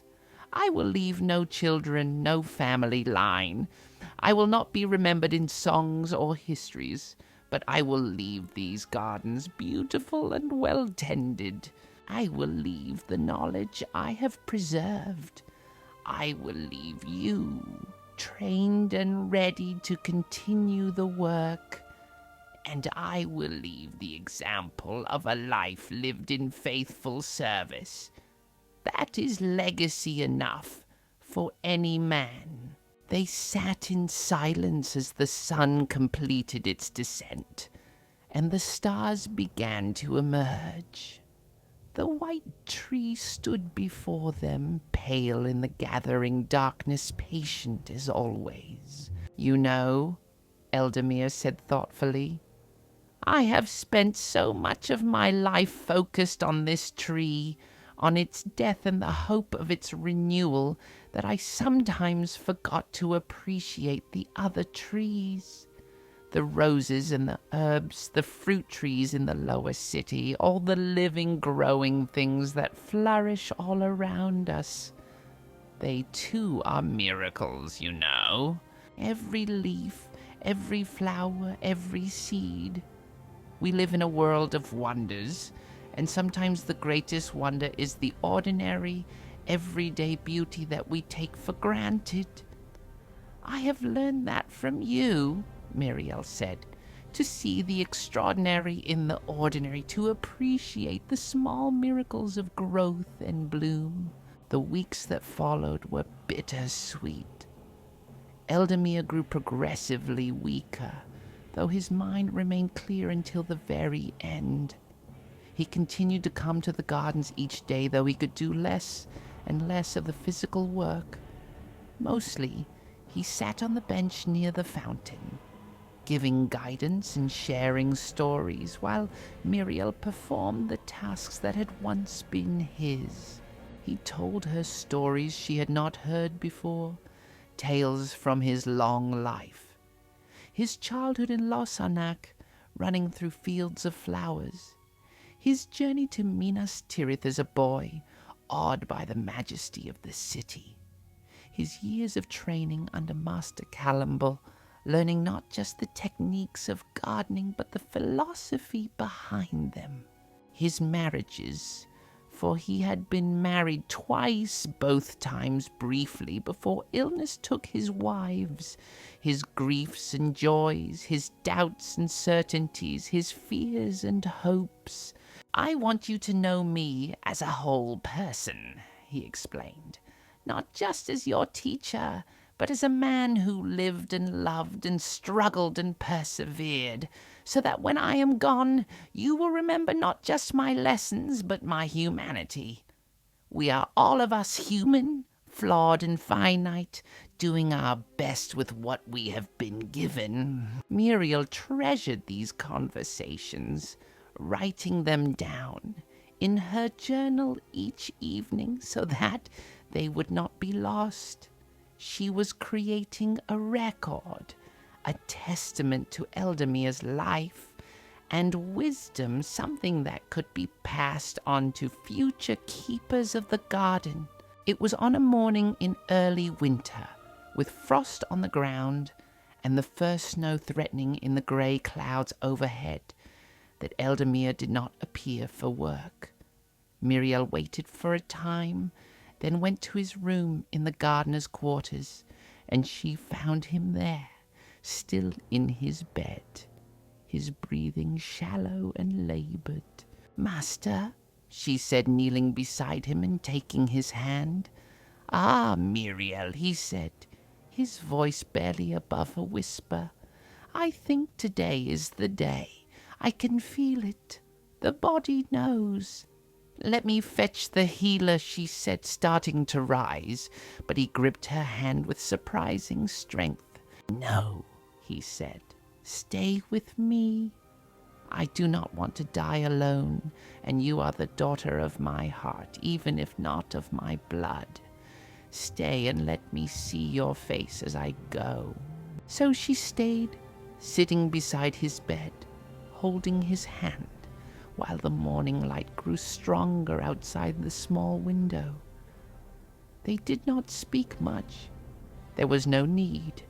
Everything important had already been said.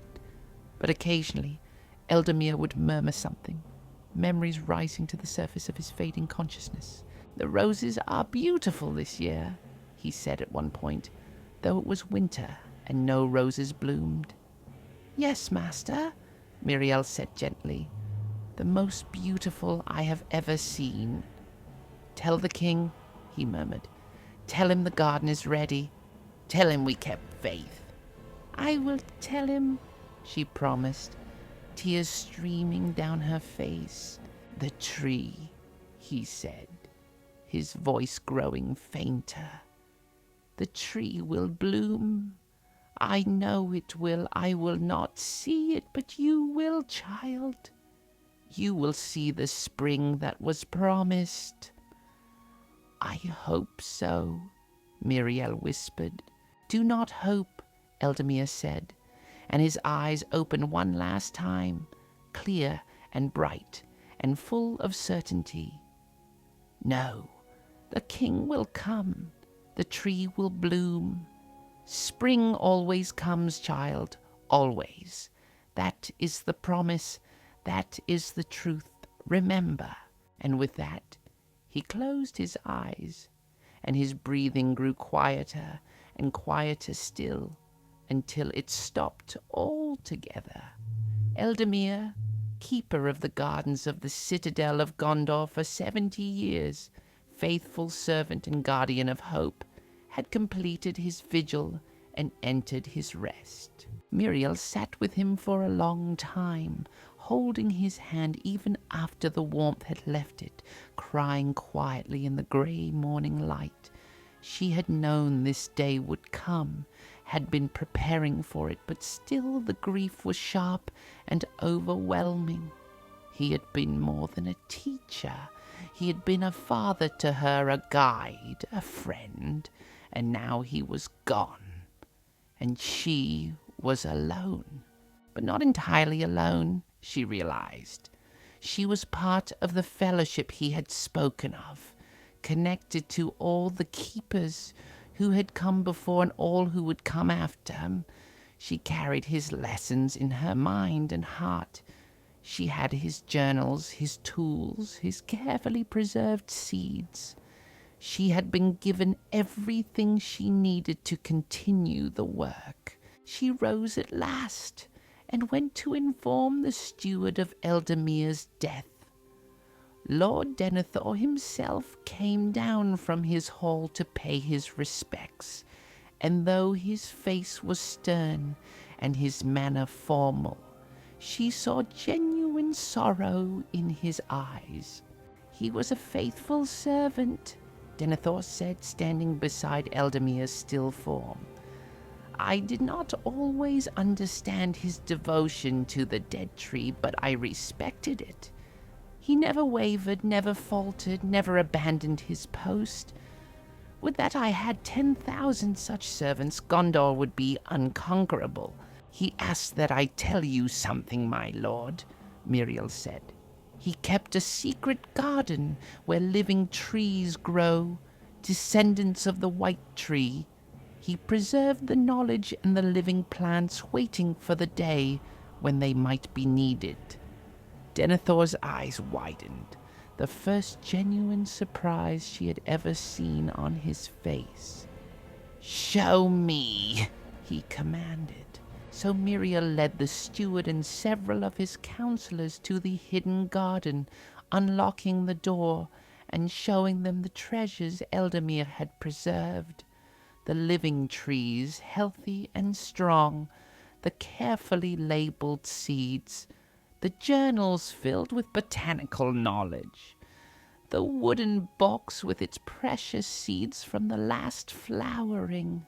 Denethor walked among the trees in silence, his hand occasionally reaching out to touch a leaf or a branch. When he finally spoke, his voice was rough with emotion. "This is an extraordinary gift," he said. "The old gardener was wiser than I knew. These trees, this knowledge, it may save us all some day, or it may not. But the fact that he preserved them, that he kept faith through all the long years, that matters greatly." He turned to Míriel. "You will continue his work." It was more statement than question. "I will," she said firmly.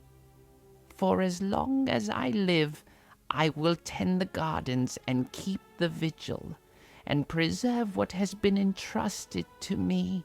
"Good," Denethor said. "Then you shall have whatever resources you need. The gardens of the Citadel are in your charge now.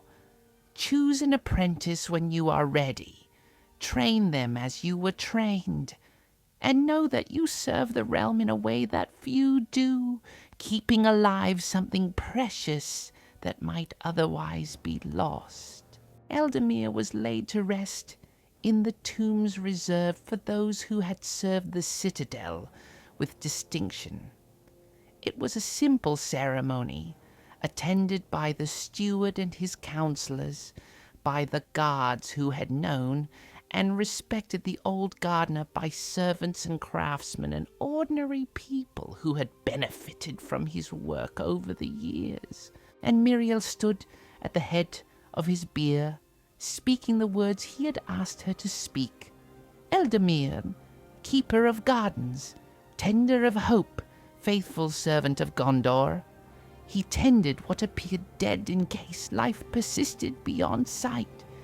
He kept watch through long years of waiting. He preserved knowledge for a future he would not see. After the ceremony, Míriel returned to the court of the fountain alone. It was late afternoon, and the winter sun was sinking low, painting the white stones in shades of rose and gold.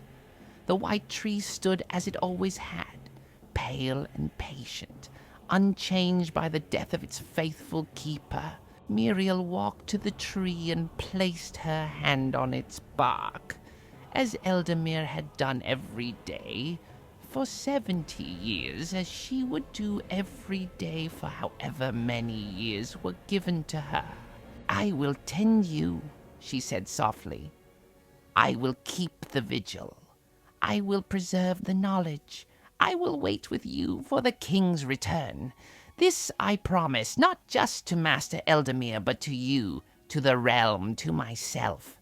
Spring will come. I choose to believe it. I choose to hope."